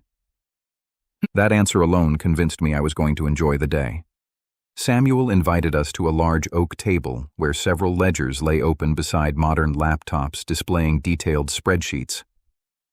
"We use computers constantly," he explained, noticing my curiosity. "They're magnificent tools." He patted one of the handwritten books. "But paper remains wonderfully patient." The pages revealed production statistics, unlike any financial statements I had encountered during my career. Not dollars, not profits, not quarterly earnings. Instead, each section tracked physical reality: kilograms of wheat harvested, hours of apprentice instruction, water stored, machine availability, medical supplies, lumber seasoning, livestock health, electrical generation, soil fertility, bee colony strength, volunteer hours, musical performances, library circulation, births, deaths, forest regeneration, tool wear, community celebrations. I looked up. "You measure everything." Samuel smiled gently. "We try to notice everything." He paused thoughtfully. "There's an important difference." For the next several hours, he walked me through what he called the Valley's resource accounting system, and I found myself more intellectually excited than I had been in years. Every familiar accounting principle still existed, only expressed through physical rather than purely financial terms. Depreciation tracked not merely equipment value, but remaining useful life based on maintenance history. Inventory wasn't measured solely by quantity, but by replacement difficulty. Assets included healthy forests, fertile soil, experienced teachers, apprentices nearing qualification, community trust, and biodiversity alongside tractors, buildings, and machine tools. At one point, Samuel noticed me staring at a page titled Knowledge Capital. "You've never seen that on a balance sheet." "No. Perhaps it belongs there." The page listed every critical skill required for the Valley's long-term continuity: electricians, midwives, millwrights, librarians, blacksmiths, hydrologists, teachers, veterinarians, instrument makers, glassworkers, machinists, surveyors. Each category included not merely the number of qualified people, but also their average age, number of apprentices, expected retirements, and estimated years before replacement capacity became inadequate. I looked at Samuel in disbelief. "You forecast retirements by profession?" "We forecast continuity." He folded his hands. "A community can survive losing money." He let that thought settle. It cannot survive losing irreplaceable knowledge. I thought immediately of my former company back in Winnipeg. Our financial statements could predict cash flow to within a few percentage points, yet nobody had ever produced a report estimating how many experienced maintenance technicians would retire over the next decade, or whether anyone actually knew how to replace them. We measured the wrong assets because they were easier to count. Samuel interrupted my thoughts. "Would you like to see our most valuable resource?" I assumed it would be the hydro station. No. The farms? No. The clinic? No. He stood and motioned for us to follow. We walked outside toward a modest building behind the school that I had barely noticed during previous tours. Inside, dozens of teenagers and adults worked quietly together around tables covered with notebooks, engineering drawings, musical instruments, electronic circuits, woodworking projects, language exercises, and mechanical assemblies. Nobody seemed to be teaching. Nobody seemed to be studying. Everyone simply learned. "What is this?" "The learning exchange." I frowned. "The school?" Samuel shook his head. "The school educates children." He swept his arm across the room. "This educates civilization." An elderly electrician sat beside a 16-year-old girl explaining transformer design. Across the room, a teenager patiently taught smartphone programming to a retired carpenter. A physician discussed microbiology with several farmers. A machinist received piano lessons from a 12-year-old boy. No hierarchy, no embarrassment, no assumption that expertise traveled only in one direction. "You require everyone to keep learning?" Samuel smiled. "We make it difficult not to."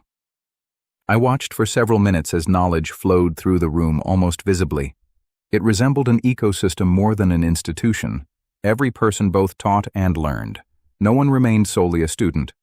No one remained solely an expert. Finally, I understood why the Valley possessed such extraordinary resilience. Knowledge never became trapped inside individuals. It circulated continuously. That afternoon, Samuel handed me several years of historical resource reports. "I have a question for you." I opened the first binder.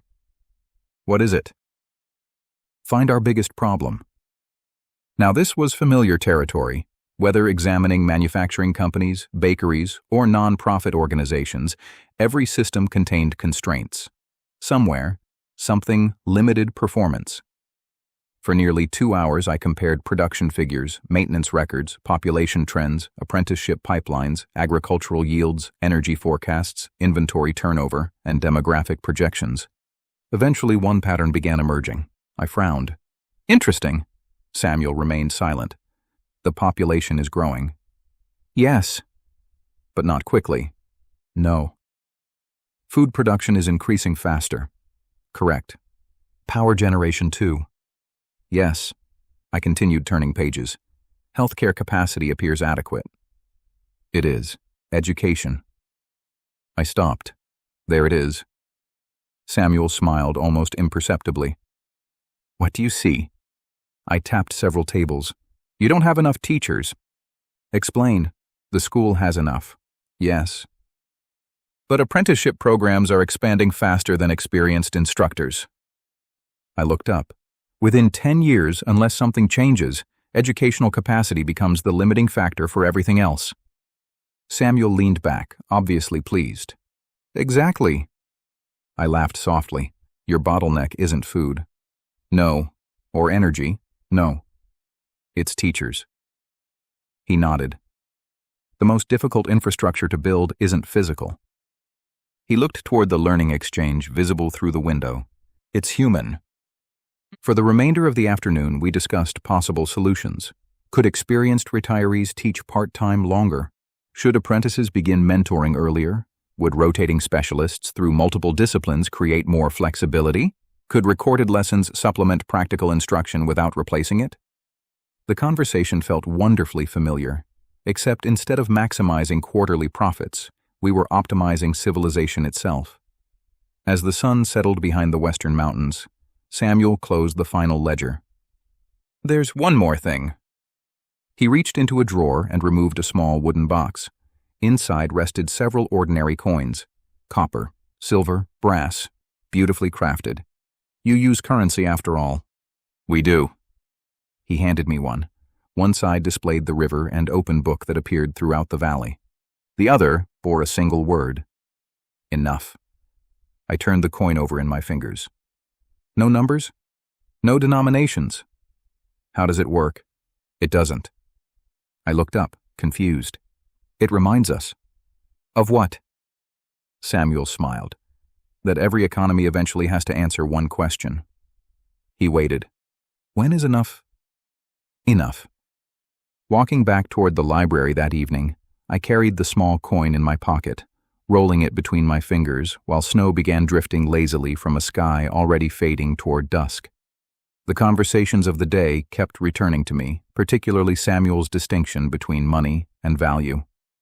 For 30 years, I had measured success through financial statements: revenue growth, gross margins, working capital, cash flow, necessary measurements certainly, useful ones, but incomplete.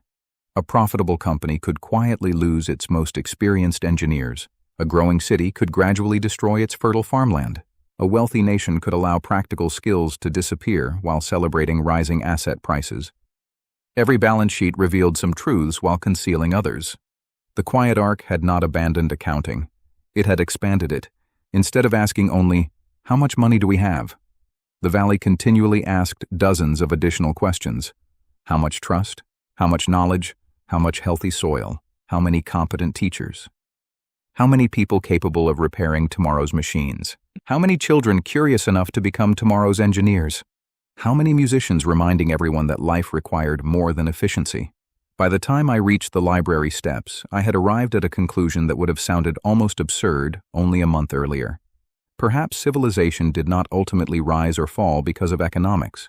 Perhaps economics simply revealed whether a civilization understood what was truly worth preserving.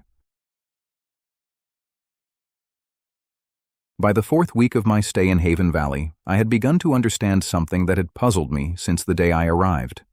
The valley's remarkable competence did not originate in extraordinary intelligence, unusual wealth, or even particularly advanced technology. All of those things certainly helped, but none of them explained why everything seemed to function with such quiet confidence. The real difference, I was beginning to suspect, lay in attention. People here paid attention to one another. They noticed when someone looked tired before exhaustion became illness. They noticed when a machine developed a new vibration before it became a catastrophic failure. They noticed when a child displayed an unusual curiosity about plants or mathematics or music, and instead of dismissing it as a passing interest, they gently introduced that child to someone who had spent a lifetime mastering the subject. Attention, I realized, was a form of maintenance, not just for equipment, but for people. Perhaps that was what civilization really meant. Millions of small acts of careful attention accumulating over generations until they became culture. The discovery arrived unexpectedly during what I assumed would be an ordinary Wednesday afternoon. I had spent the morning with Samuel refining several inventory forecasting models, an activity that felt pleasantly familiar after years of financial planning. We'd been discussing seasonal consumption patterns for copper wire when the church bell, or rather, what I still called the church bell despite there being no church attached to it, rang 3 times across the valley. Work did not stop immediately, but within a few minutes people began putting away tools, closing notebooks, covering machinery, and drifting toward the central square. Curious, I looked at Samuel. "What's happening?" He glanced at the clock. "It's Wednesday." I waited. He smiled. "Exactly." Seeing my continued confusion, he laughed. "You'll understand." We walked outside together, where perhaps 200 residents had already gathered in the square. Children sat cross-legged near the front, while older residents occupied benches along the edges. Bakers stood beside blacksmiths, farmers beside nurses, mechanics beside librarians. Nobody seemed particularly dressed for an event. They had simply arrived as they were, carrying the ordinary appearance of people interrupted briefly in the middle of useful work. Near the center of the square stood a small wooden platform no more than a foot high. Upon it rested a single chair. Nothing else. "No speeches?" I asked. "No." "A meeting?" "No." Samuel folded his hands behind his back. "Listen." An elderly woman slowly climbed onto the platform, carrying a weathered violin case. She opened it with the practiced movements of someone who had repeated the ritual thousands of times. Without introduction or applause, she lifted the instrument beneath her chin and began to play. The melody was unfamiliar, simple, gentle. It wandered through the square like sunlight moving across water. Nobody spoke. Children remained astonishingly still. Even the dogs seemed to settle quietly beside their owners. The piece lasted perhaps 6 minutes. When it ended, the woman bowed slightly, climbed down, closed her violin case, and returned to the crowd. People smiled. Several embraced her. Then, almost immediately, everyone returned to work. I stared after them. "That's it?" Samuel nodded. "That's it." What was the occasion? Wednesday. There has to be more. There isn't. I looked around the now empty square. You stopped the entire town. For music. Every week. Every Wednesday. But why? Samuel seemed genuinely surprised by the question. Because otherwise we'd eventually stop. I must have looked unconvinced because he continued. We're very good at maintaining machines. He gestured toward the workshops. And buildings. Toward the houses. And crops. Toward the greenhouses. But communities require maintenance too. The simplicity of the answer unsettled me. How many organizations had I worked for that invested millions maintaining equipment while assuming relationships somehow repaired themselves?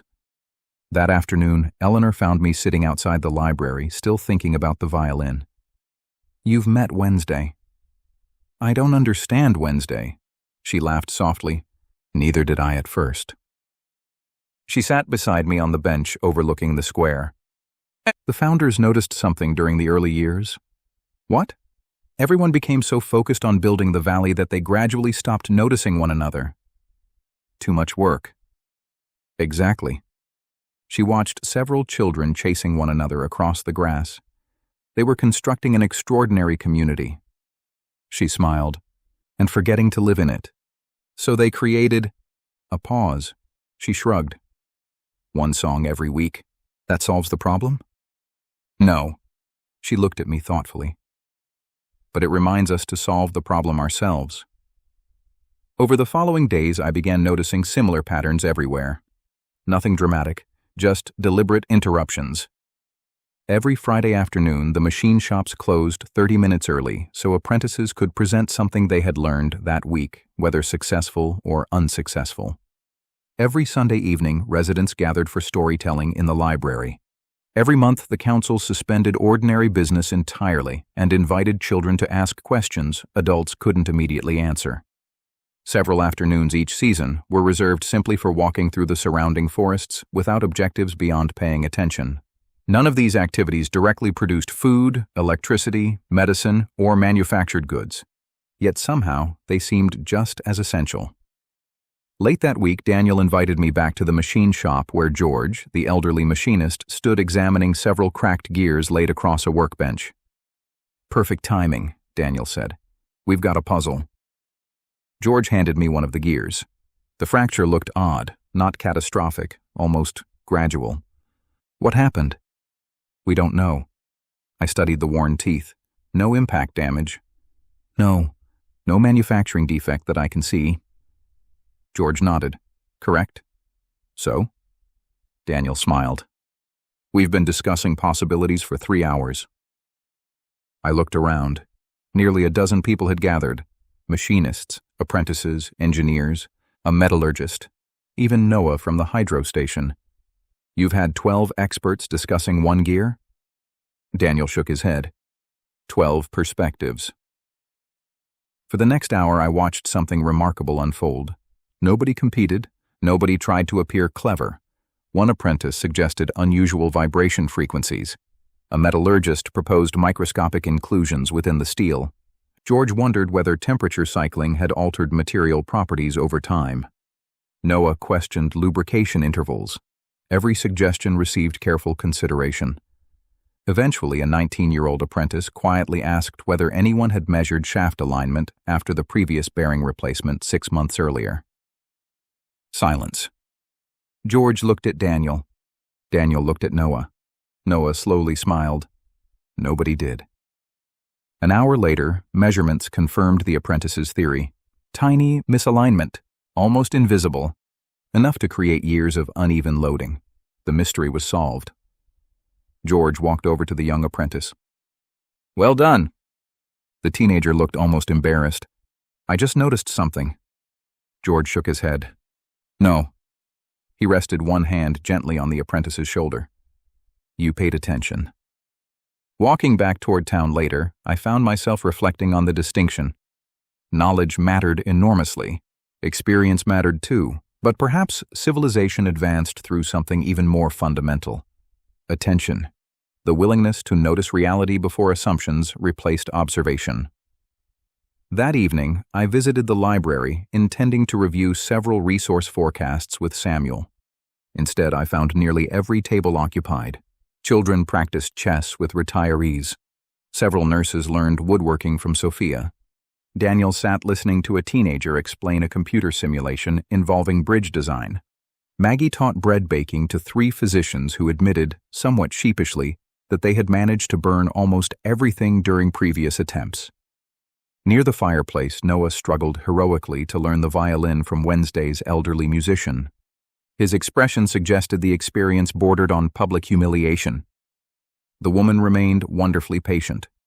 After producing a particularly unfortunate sound, Noah sighed dramatically. I think I've accidentally invented a new emergency siren. The room erupted in laughter, including his teacher, especially his teacher. Watching them, I realized something else. Nobody seemed afraid of appearing incompetent. In fact, visible incompetence appeared almost expected whenever someone learned something new. How different that felt from so many professional environments where admitting ignorance carried hidden penalties. Later, I asked Eleanor about it. We celebrate beginners. Why? Because every expert was one. She considered the question for another moment. And because pretending competence slows learning. Another deceptively simple truth. Near sunset, I wandered alone toward the orchards lying dormant beneath winter snow. The bare apple trees stretched across the hillside in orderly rows, their branches patiently awaiting another spring. Several volunteers wrapped young trunks against rabbits while discussing next year's grafting plans. One of them, an elderly horticulturalist named Ben, invited me to help. I confessed complete ignorance. He handed me a roll of protective wrap anyway. Perfect. Perfect? I'd rather teach someone who admits not knowing. For nearly 2 hours we worked together in comfortable conversation. Ben explained how some of the orchard's oldest apple varieties no longer existed commercially. Others resisted diseases without chemical treatment. Still others stored naturally through long winters. Each tree represented decades of accumulated selection. People think orchards produce apples. He carefully secured another protective wrap. They produce time. I smiled. Everything around here eventually becomes time. He laughed. Exactly. A loaf of bread. Time. A spare bearing. Time. A teacher. Lots of time. He looked thoughtfully across the sleeping orchard. A fruit tree. I waited. A promise. That evening, the first significant snowfall since my arrival settled gently across Haven Valley. Lights glowed warmly beneath accumulating drifts while smoke curled upward into perfectly still air. Standing outside the library before turning in for the night, I listened carefully. The hydro station hummed softly beneath the river. Somewhere a hammer struck steel twice before falling silent.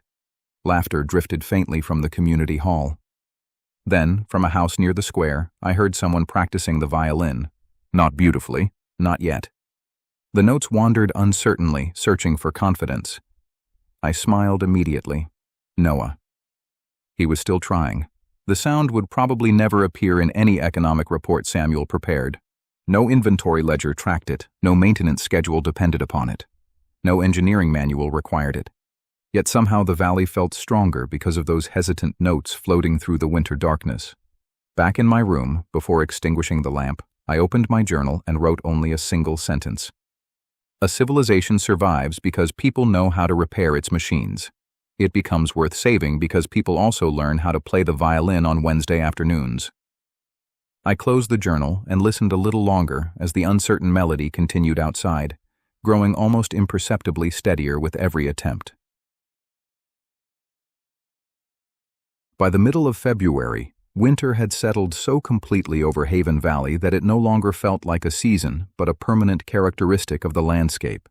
Snow softened every rooftop, every fence line, every stone wall, and every evergreen until the entire valley seemed carved from light itself. The river continued its patient journey beneath shelves of blue-white ice, revealing only narrow ribbons of dark moving water where the current refused to surrender. The mountains had become silent companions rather than scenery. Every morning they greeted the valley before sunrise with shades of violet and deep blue, and every evening they swallowed the last sunlight long before darkness reached the streets below. I had never before understood why people living in beautiful places often spoke so little about the scenery. After several weeks, the extraordinary gradually became familiar. Beauty, like competence, quietly faded into the background until something reminded you to notice it again. I had also begun to realize that winter itself served an important purpose in the Quiet Ark. It was not merely something endured while waiting for spring. It was a season for inspection. During summer and autumn, everyone grew, harvested, built, repaired, and stored.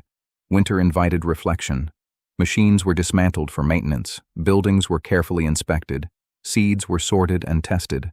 Apprentices spent longer hours studying, musicians rehearsed, teachers revised lesson plans, farmers analyzed last year's crop yields, engineers reviewed every unexpected equipment failure from the previous 12 months.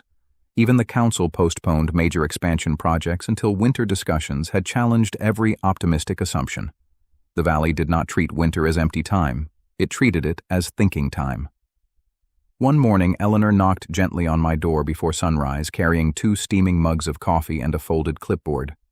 "Today," she said, "you finally get to participate instead of simply observing." I accepted the coffee with obvious enthusiasm.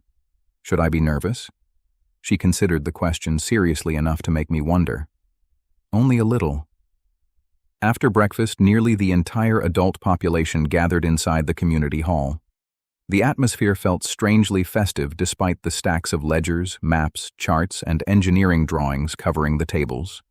Children occupied the balcony above, watching with the same fascination many children reserve for sporting events, though I suspected balance sheets rarely attracted similar audiences elsewhere in the world. "What exactly is happening?" I whispered. Eleanor smiled. "Annual inventory."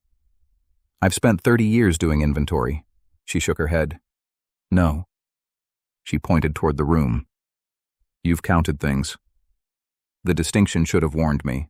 Samuel stood near the front beside an enormous wall-sized chart divided into dozens of categories: food, water, energy, medicine, shelter, knowledge, education, transportation, forests, livestock, soil, tools, manufacturing, communications, culture, governance, each heading branched into dozens of increasingly detailed measurements. "We're not auditing departments," Samuel announced as the room gradually quieted. "We're auditing continuity." The words settled over the hall with surprising gravity. Groups immediately formed around different tables. Maggie joined the food team. Noah headed toward energy. Lila disappeared into healthcare. Daniel gathered several machinists near manufacturing. To my surprise, Samuel motioned for me to join him. "You'll enjoy this." The accounting team consisted of only 5 people. I had expected 20. Instead, everyone else already understood that accounting belonged to the entire community. Our responsibility wasn't producing numbers. It was making sure they described reality honestly. For the next several hours, I watched information flow into the room from every corner of the valley. Grain storage reports, greenhouse production forecasts, hydroelectric maintenance schedules, timber inventories, apprenticeship completion estimates, medical supply expiration dates, bridge inspection records, bee colony survival rates, wildlife observations, library preservation status, birth statistics, migration trends, volunteer hours, equipment condition reports. Nothing seemed too small. Nothing seemed too large. Everything connected. At first, the process looked chaotic. Gradually, I recognized remarkable order hidden beneath the activity. Nobody defended their department. Nobody inflated accomplishments. When Maggie reported that flour losses had increased slightly because of unexpected humidity, nobody searched for someone to blame. Instead, Daniel immediately offered improved storage racks from the woodworking shop. When Noah reported accelerated wear on one turbine bearing, Samuel quietly adjusted long-term maintenance forecasts. When Lila explained that 2 physicians planned retirement within 7 years, the education team began discussing accelerated medical apprenticeships before the meeting had even moved to the next agenda item. Problems weren't political, they were communal. Around lunchtime, Samuel handed me several reports. "I'd like your opinion." I scanned the pages. Everything appeared healthy. Food reserves exceeded targets. Energy production remained stable. Population growth looked sustainable. Maintenance completion rates actually surpassed expectations. I frowned. "I assume there's something you're worried about." "There is." "What?" He waited. I looked again. Then I noticed it. Library circulation had increased dramatically. Engineering manuals, agricultural texts, medical references. Excellent. But another category had quietly declined over 4 consecutive years: literature, poetry, history, storytelling, music. I looked up. Cultural borrowing. Samuel nodded. "Go on." "People are becoming more interested in practical knowledge." "Yes." "But..." I turned another page. "Less interested in imaginative knowledge." He folded his hands. "What concerns you about that?" The answer arrived almost immediately. "If all anyone studies is survival..." I hesitated. Eventually, nobody remembers why survival matters. Samuel smiled. "I was hoping you'd say that." He stood and addressed the room. "Before we finish today, Trent has noticed something." Several dozen faces turned toward me. Public speaking had never particularly intimidated me, yet I suddenly felt oddly nervous. Perhaps because this mattered. I stood slowly. "I've only been here a few weeks." Several people nodded encouragingly. "So perhaps I'm misunderstanding the numbers." Samuel shook his head slightly. No disclaimers. Laughter spread gently through the room. I continued. The valley is becoming stronger almost everywhere. Heads nodded again. Our food systems are improving. Maggie smiled. Our engineering capacity continues growing. Daniel folded his arms proudly. Our healthcare planning is excellent. Lila gave a small, appreciative nod. But the room became quieter. I think your success may be creating a different risk. Nobody interrupted. You're becoming so good at preserving civilization. I glanced toward the library reports. That you may gradually forget to preserve imagination. Silence, not uncomfortable, thoughtful. I continued more carefully. The engineering manuals teach us how to build bridges. I looked toward the library balcony where several children listened intently. But novels teach us why people cross them. For several moments no one spoke. Then Maggie quietly raised one hand. My fiction borrowing has dropped. Daniel chuckled. So has mine. Lila sighed. I've been meaning to reread Shakespeare for 3 years. Someone near the back admitted they hadn't attended storytelling night in months. Another confessed replacing evening music practice with additional workshop hours. No accusations, no guilt, just recognition. Finally, Eleanor stood. This, she said softly, is why we conduct winter inventory. She looked around the room. Because shortages don't always happen in warehouses. That sentence remained with me for the rest of the day. Shortages don't always happen in warehouses. Sometimes they happen in attention, or curiosity, or joy, or wonder. By late afternoon, the formal meeting concluded, but rather than returning immediately to work, dozens of people drifted naturally toward the library. I followed. Inside, the atmosphere felt different. Several residents wandered among the fiction shelves almost sheepishly. Children eagerly recommended favorite adventure stories to adults. One machinist borrowed a book of poetry. A physician selected 2 mystery novels. Daniel emerged carrying an illustrated history of medieval cathedrals. I've always meant to read this. Maggie smiled while checking out 3 novels. I'm prescribing myself less productivity. The librarian laughed. Excellent dosage. That evening, without anyone formally organizing it, the great hall filled after supper. Someone lit the fireplace. Ben from the orchards began telling stories about his grandfather homesteading in northern Saskatchewan. A teenager played guitar. Noah, after weeks of determined practice, performed the Wednesday melody on his violin. He still missed several notes. Nobody cared. The applause was thunderous. Even George, who rarely displayed strong emotion, stood to clap. Watching the room, I noticed something remarkable. The conversation sounded different than usual. People laughed more. Ideas wandered. Speculation replaced planning. Children interrupted adults with impossible questions that nobody hurried to answer. A discussion about fruit tree grafting somehow evolved into ancient navigation, which somehow became astronomy, which somehow became whether future settlements might someday exist on Mars. No agenda, no objectives, just curiosity enjoying itself.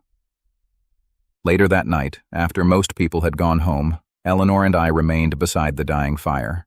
She poured the last of the tea into 2 mugs. You know, she said quietly, when we first designed Haven Valley, we nearly made a terrible mistake.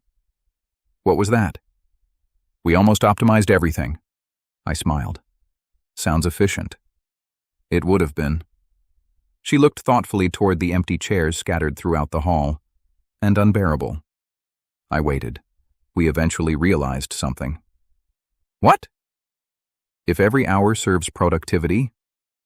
She stirred her tea absent-mindedly. Then, eventually, productivity becomes the only thing people know how to serve. Outside, snow continued falling softly beneath the street lamps. The valley lay almost completely silent now, except for the river beneath the ice. I thought about my own life before arriving here. 30 years of quarterly reports, budgets, forecasts, meetings, deadlines. Important work. Necessary work. But how often had I postponed reading a novel because another spreadsheet required attention? How many evenings had disappeared into emails that no one remembered a week later? How many conversations with family had been shortened because I was just finishing something? It occurred to me that perhaps modern life suffered not from a shortage of productivity, but from an abundance of it. we had become astonishingly efficient at producing, less so at appreciating. Before heading upstairs to my room, I wandered once more through the quiet library. Near the entrance stood a small display I hadn't noticed before. A handwritten sign rested above a shelf containing only 6 books. It read, "These books have changed someone's life this year." Beneath the sign, borrowers had quietly written notes. This reminded me to forgive my brother. I decided to become a teacher. Now I finally understand my grandfather. This convinced me to plant fruit trees I'll never see fully grown. After reading this, I started learning the violin. I stood there for several minutes before selecting one of the novels almost at random. As I signed it out, the librarian smiled knowingly. "Inventory?" I returned the smile. "No." I tucked the book beneath my arm. "Investment." By the first week of March, I had lived in Haven Valley long enough that the rhythms of the community had become strangely natural to me. I no longer needed directions to find the machine shop in the early morning or the greenhouse terraces in the afternoon. I knew which table Maggie preferred during supper because the evening sunlight reached it first through the western windows. I had learned that Noah always stopped at the bakery after inspecting the hydro station, claiming he was only there to discuss maintenance with Maggie while somehow leaving with fresh bread every single time. Daniel had reluctantly accepted that my ability to operate a milling machine would probably never advance beyond what he politely described as enthusiastic incompetence, although he had complimented my increasingly accurate inventory forecasts, which I considered fair compensation. Even Wednesday afternoons had become part of my own internal calendar. When the bell rang 3 times across the valley, my mind naturally released whatever problem it had been wrestling with because I knew 6 minutes of music would somehow improve the answer. I had begun arriving at those gatherings believing I was pausing my work. Eventually I realized the opposite was true. The music was part of the work. That Monday morning began so ordinarily that, in retrospect, I almost laughed at how invisible history can be while it is still deciding whether it wishes to become history. Snowmelt had begun creeping across the south-facing slopes, exposing patches of dark earth beneath the orchards, while the river carried slightly more water each day. The first geese had returned, circling overhead before settling briefly near the reservoir as though inspecting whether the valley remained worthy of another spring. Inside the resource office, Samuel and I were reviewing projected timber harvests for the coming year while debating whether a proposed footbridge should be constructed this summer or postponed until the following season. It was the sort of discussion I had come to love because nobody argued from ego.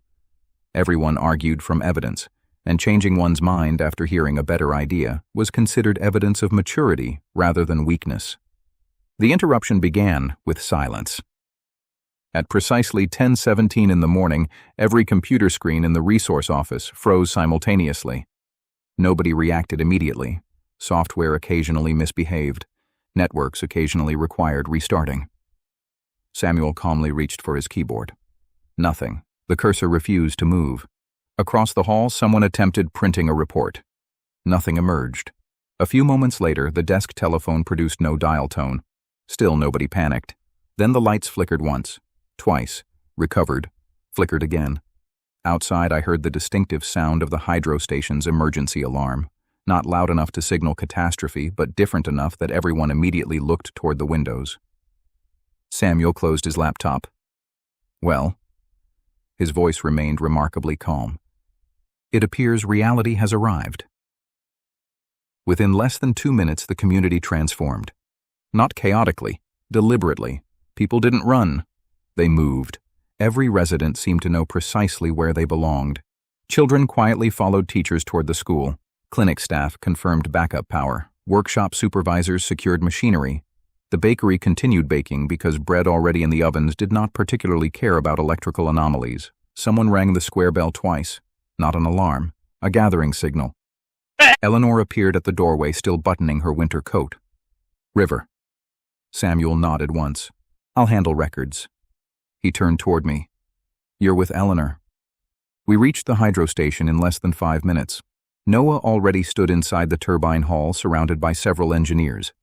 One generator had automatically disconnected from the electrical system. The second remained operational but unstable. Digital monitoring displays had gone completely blank. Instead, older analog gauges continued functioning exactly as designed. Noah looked up as we entered. "Interesting morning." "What happened?" He pointed toward the control panels. "I don't know yet." "Equipment failure?" "Maybe." He shrugged. "Maybe not." He immediately began assigning tasks. Manual flow verification. 2 apprentices nodded. Mechanical governor inspection. Another team departed. Voltage measurements using independent equipment. Done. Nobody waited for instructions beyond their area. Nobody argued. Nobody blamed. The room simply became intensely focused. Watching them, I suddenly appreciated why Daniel had insisted every apprentice understand older machinery. Modern diagnostics had disappeared. Knowledge had not. While Noah coordinated technical inspections, Eleanor quietly observed rather than interfering. Finally, I asked, "Shouldn't we be helping?" "We are. We're just standing here." "No." She looked toward Noah. "We're staying out of the way." Another lesson. Sometimes leadership meant creating space for expertise rather than occupying it. Within 20 minutes, preliminary information began arriving. The turbines themselves appeared healthy. Bearings normal, water flow normal, mechanical systems normal. The problem lay elsewhere. Noah frowned thoughtfully. The electronics? What about them? They all failed simultaneously. Lightning? No storms? Manufacturing defect? Across multiple systems? He shook his head. Unlikely. An apprentice hurried in carrying a portable radio. No external communications. Nothing? We're receiving static. Telephone lines, internet, satellite links. Nothing. Samuel arrived carrying several paper maps beneath one arm. Same reports from the clinic. Lila entered moments later. Medical equipment operating on local power. She paused. No outside contact. The room grew noticeably quieter. Not frightened. Thinking. Eleanor finally spoke. "So..." Everyone looked toward her. "It isn't just us." Noah nodded slowly. "I don't think it is." For perhaps 30 seconds, nobody said anything. Then Eleanor smiled. Actually smiled. "Very well." She looked around the room. "Let's continue." I stared at her. "That's it?" She turned toward me. "What else would you suggest?" "I don't know." "Exactly." She placed one hand gently on the old backup generator resting nearby. "We built this place assuming interruptions happen." She looked toward the river flowing steadily outside. "The interruption appears to have arrived." By noon, every major department had reported status. Food production unaffected. Water systems normal. Hydroelectric generation operating manually at reduced capacity. Clinic fully functional. Workshops operational, though relying more heavily on manual equipment. Communications limited entirely to local radio. No information whatsoever from the outside world. The council assembled briefly inside the library. No dramatic speeches, no emergency declarations. Instead, Samuel opened the continuity ledger. Page 1. Protocol A. Extended external communications failure. I looked at Eleanor. "You wrote procedures for this?" She smiled faintly. "We wrote procedures for everything we could imagine. And if something happens that you didn't imagine," she tapped the binder, "then we start writing." The afternoon became one of the most extraordinary experiences of my life. Not because anything spectacular occurred, quite the opposite. The valley continued functioning. Children attended school. Maggie baked bread. Daniel repaired equipment. Lila treated patients. Wednesday's violinist, despite it being only Monday, practiced in the community hall because she had promised several beginners another lesson. Life continued, slightly slower, slightly quieter, entirely recognizable. Walking through the streets, I realized why the founders had resisted designing Haven Valley around constant emergencies.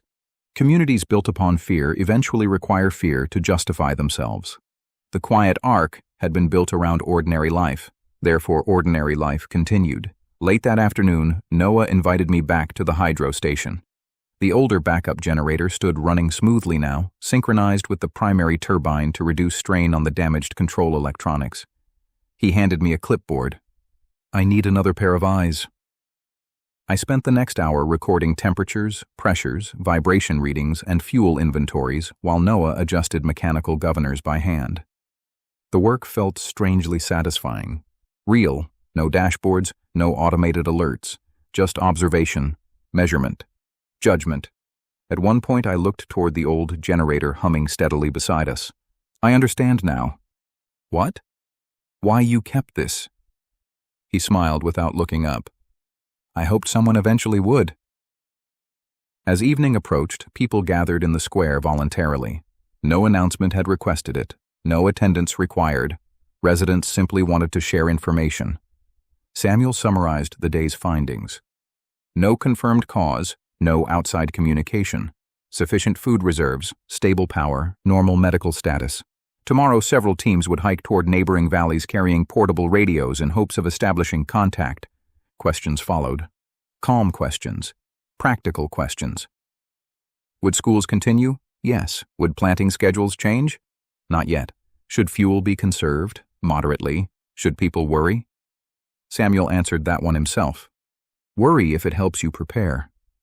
He smiled gently. Otherwise, help your neighbor instead. Laughter rippled through the crowd. The tension eased. Just before everyone dispersed, Wednesday's violinist quietly stepped onto the small platform. Someone whispered, "But it's Monday." She nodded. I know. Without another word, she began playing.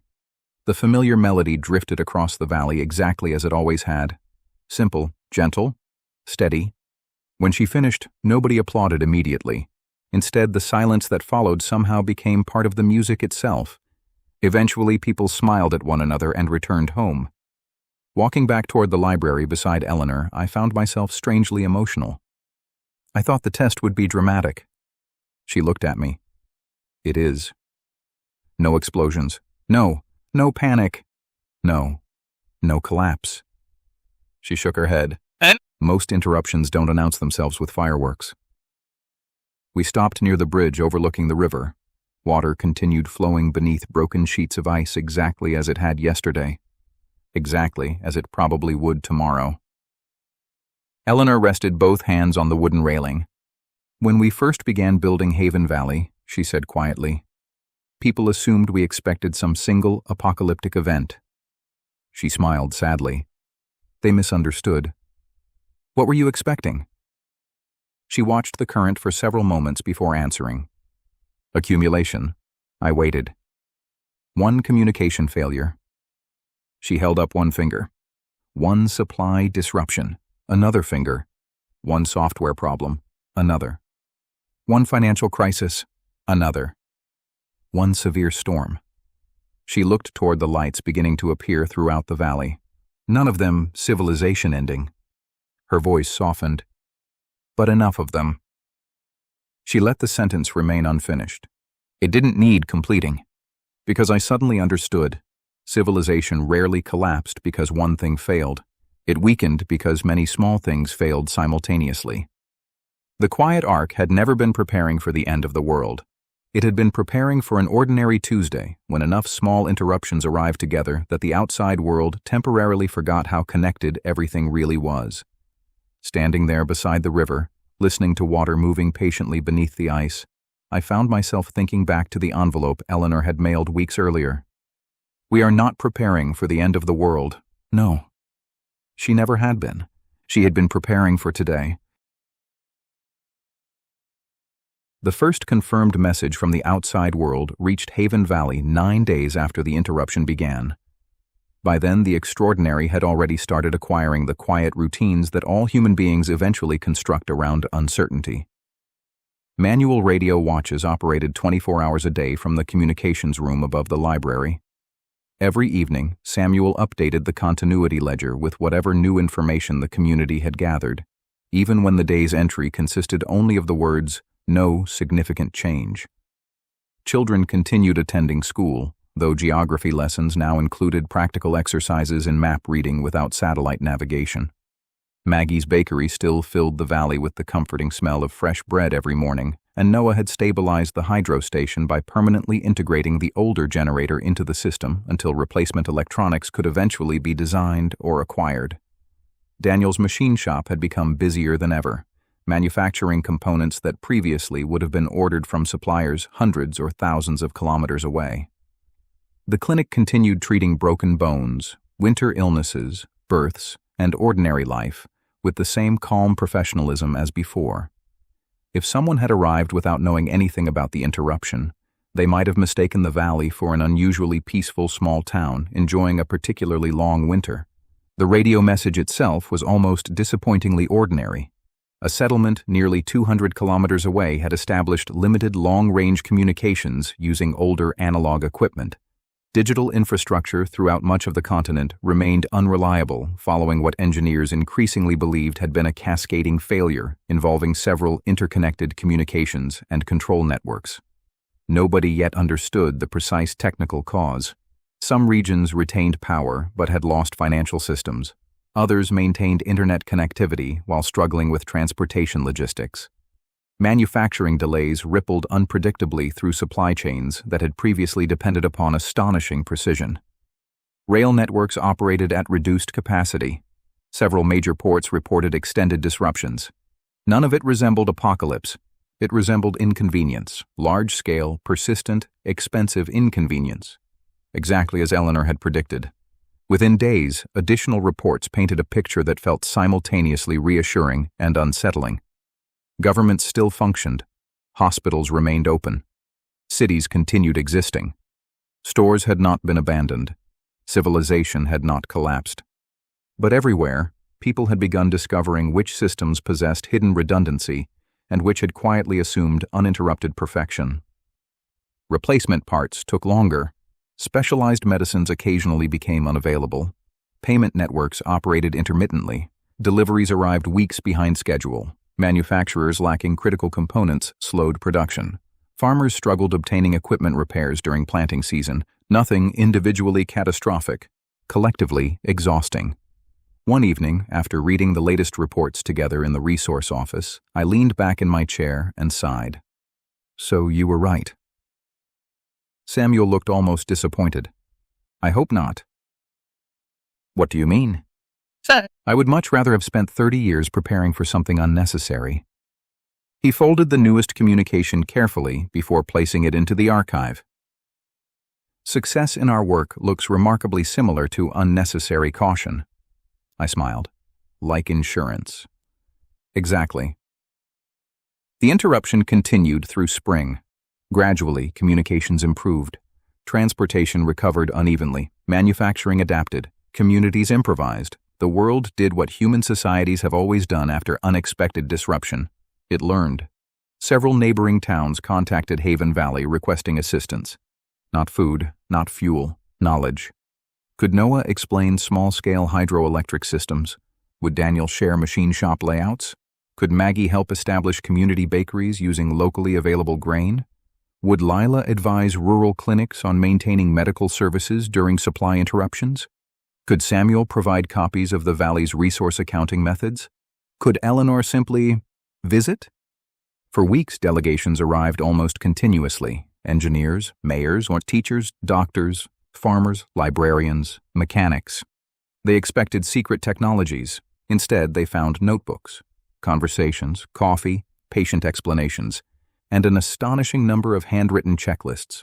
One afternoon, I watched Daniel explaining preventive maintenance schedules to visitors from a manufacturing cooperative 3 provinces away. They seemed almost embarrassed. We always intended to improve maintenance. Daniel smiled kindly. So did everyone. He tapped one of the inspection sheets. The trick isn't intending. It's scheduling.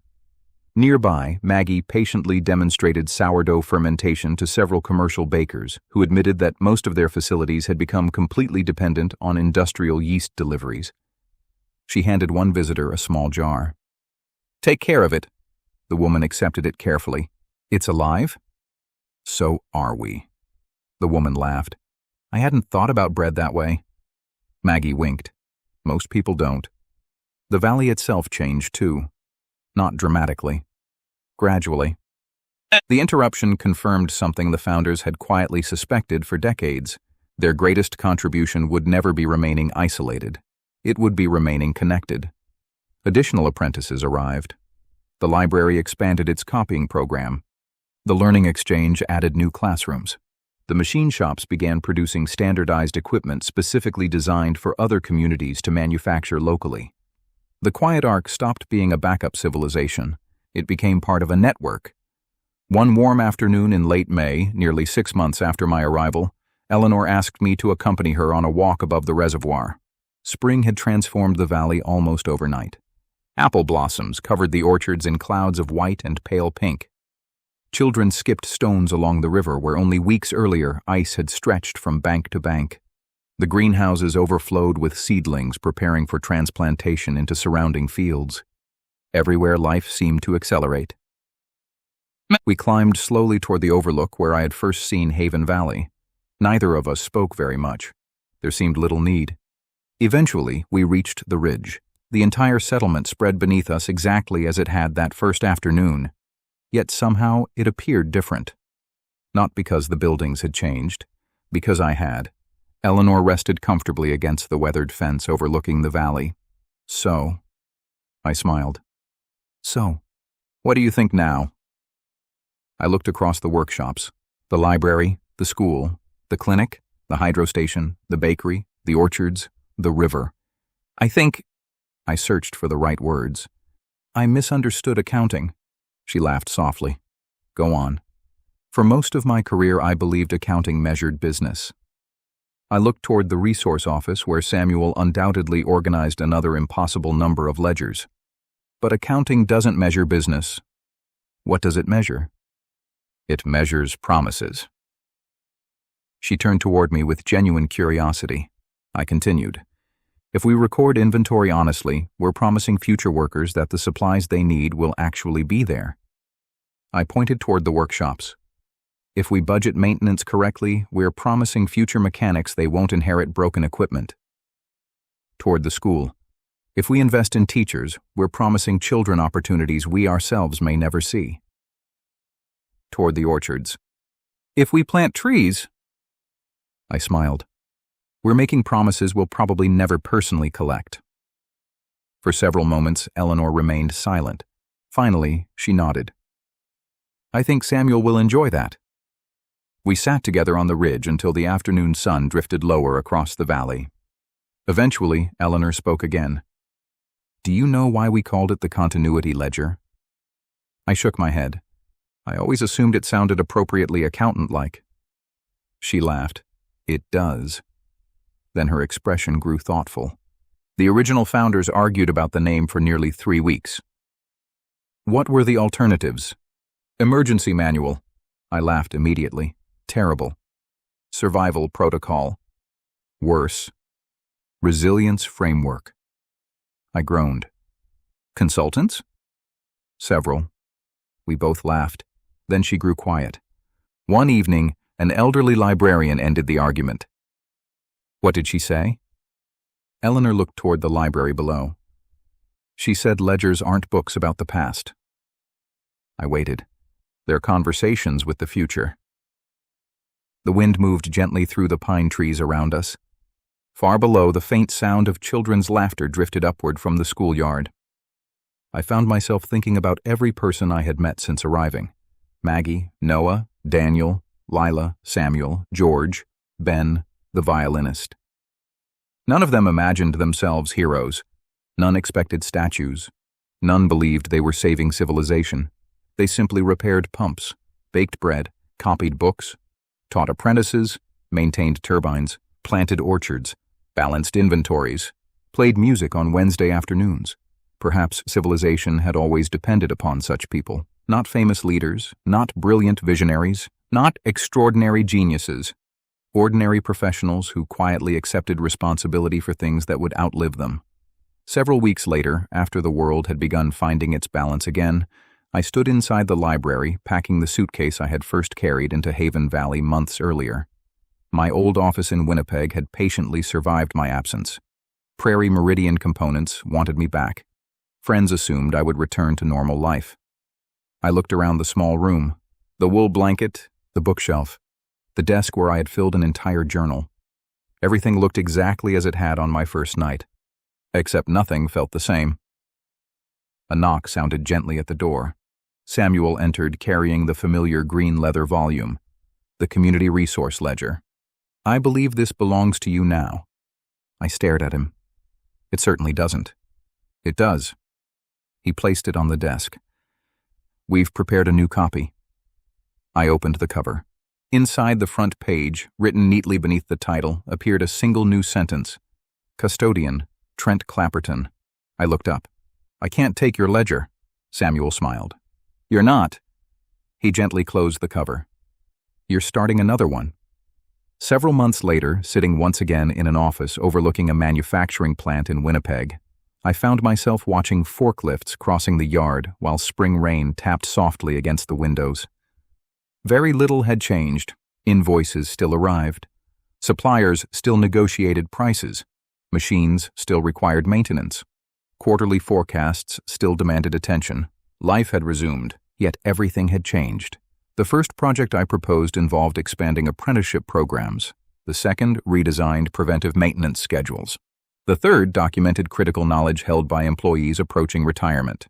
We simplified inventories, standardized components, strengthened local suppliers, started a weekly lunch where experienced tradespeople simply explained how things worked. Every Wednesday afternoon, regardless of meetings or deadlines, I ended work 10 minutes early. At first, people assumed I had another appointment. Eventually, several employees simply gathered in the lunchroom. Someone brought a guitar. Another read poetry. One machinist discovered he played excellent piano. Nobody quite knew why we kept doing it. Only that work somehow improved afterward. Years later, when people occasionally asked where I had learned to think that way, I usually smiled and answered truthfully. "From accountants." They almost always laughed. Then I laughed too, because they imagined I was joking. They had never visited a quiet valley in the mountains where a library stood beside a river, where bread was treated as infrastructure, where machine shops built tomorrow, one apprentice at a time, where stories were considered as necessary as spare bearings, where a violin interrupted work every Wednesday afternoon, and where an old green ledger patiently reminded everyone that civilization was never something inherited permanently. It was something balanced, one honest entry at a time.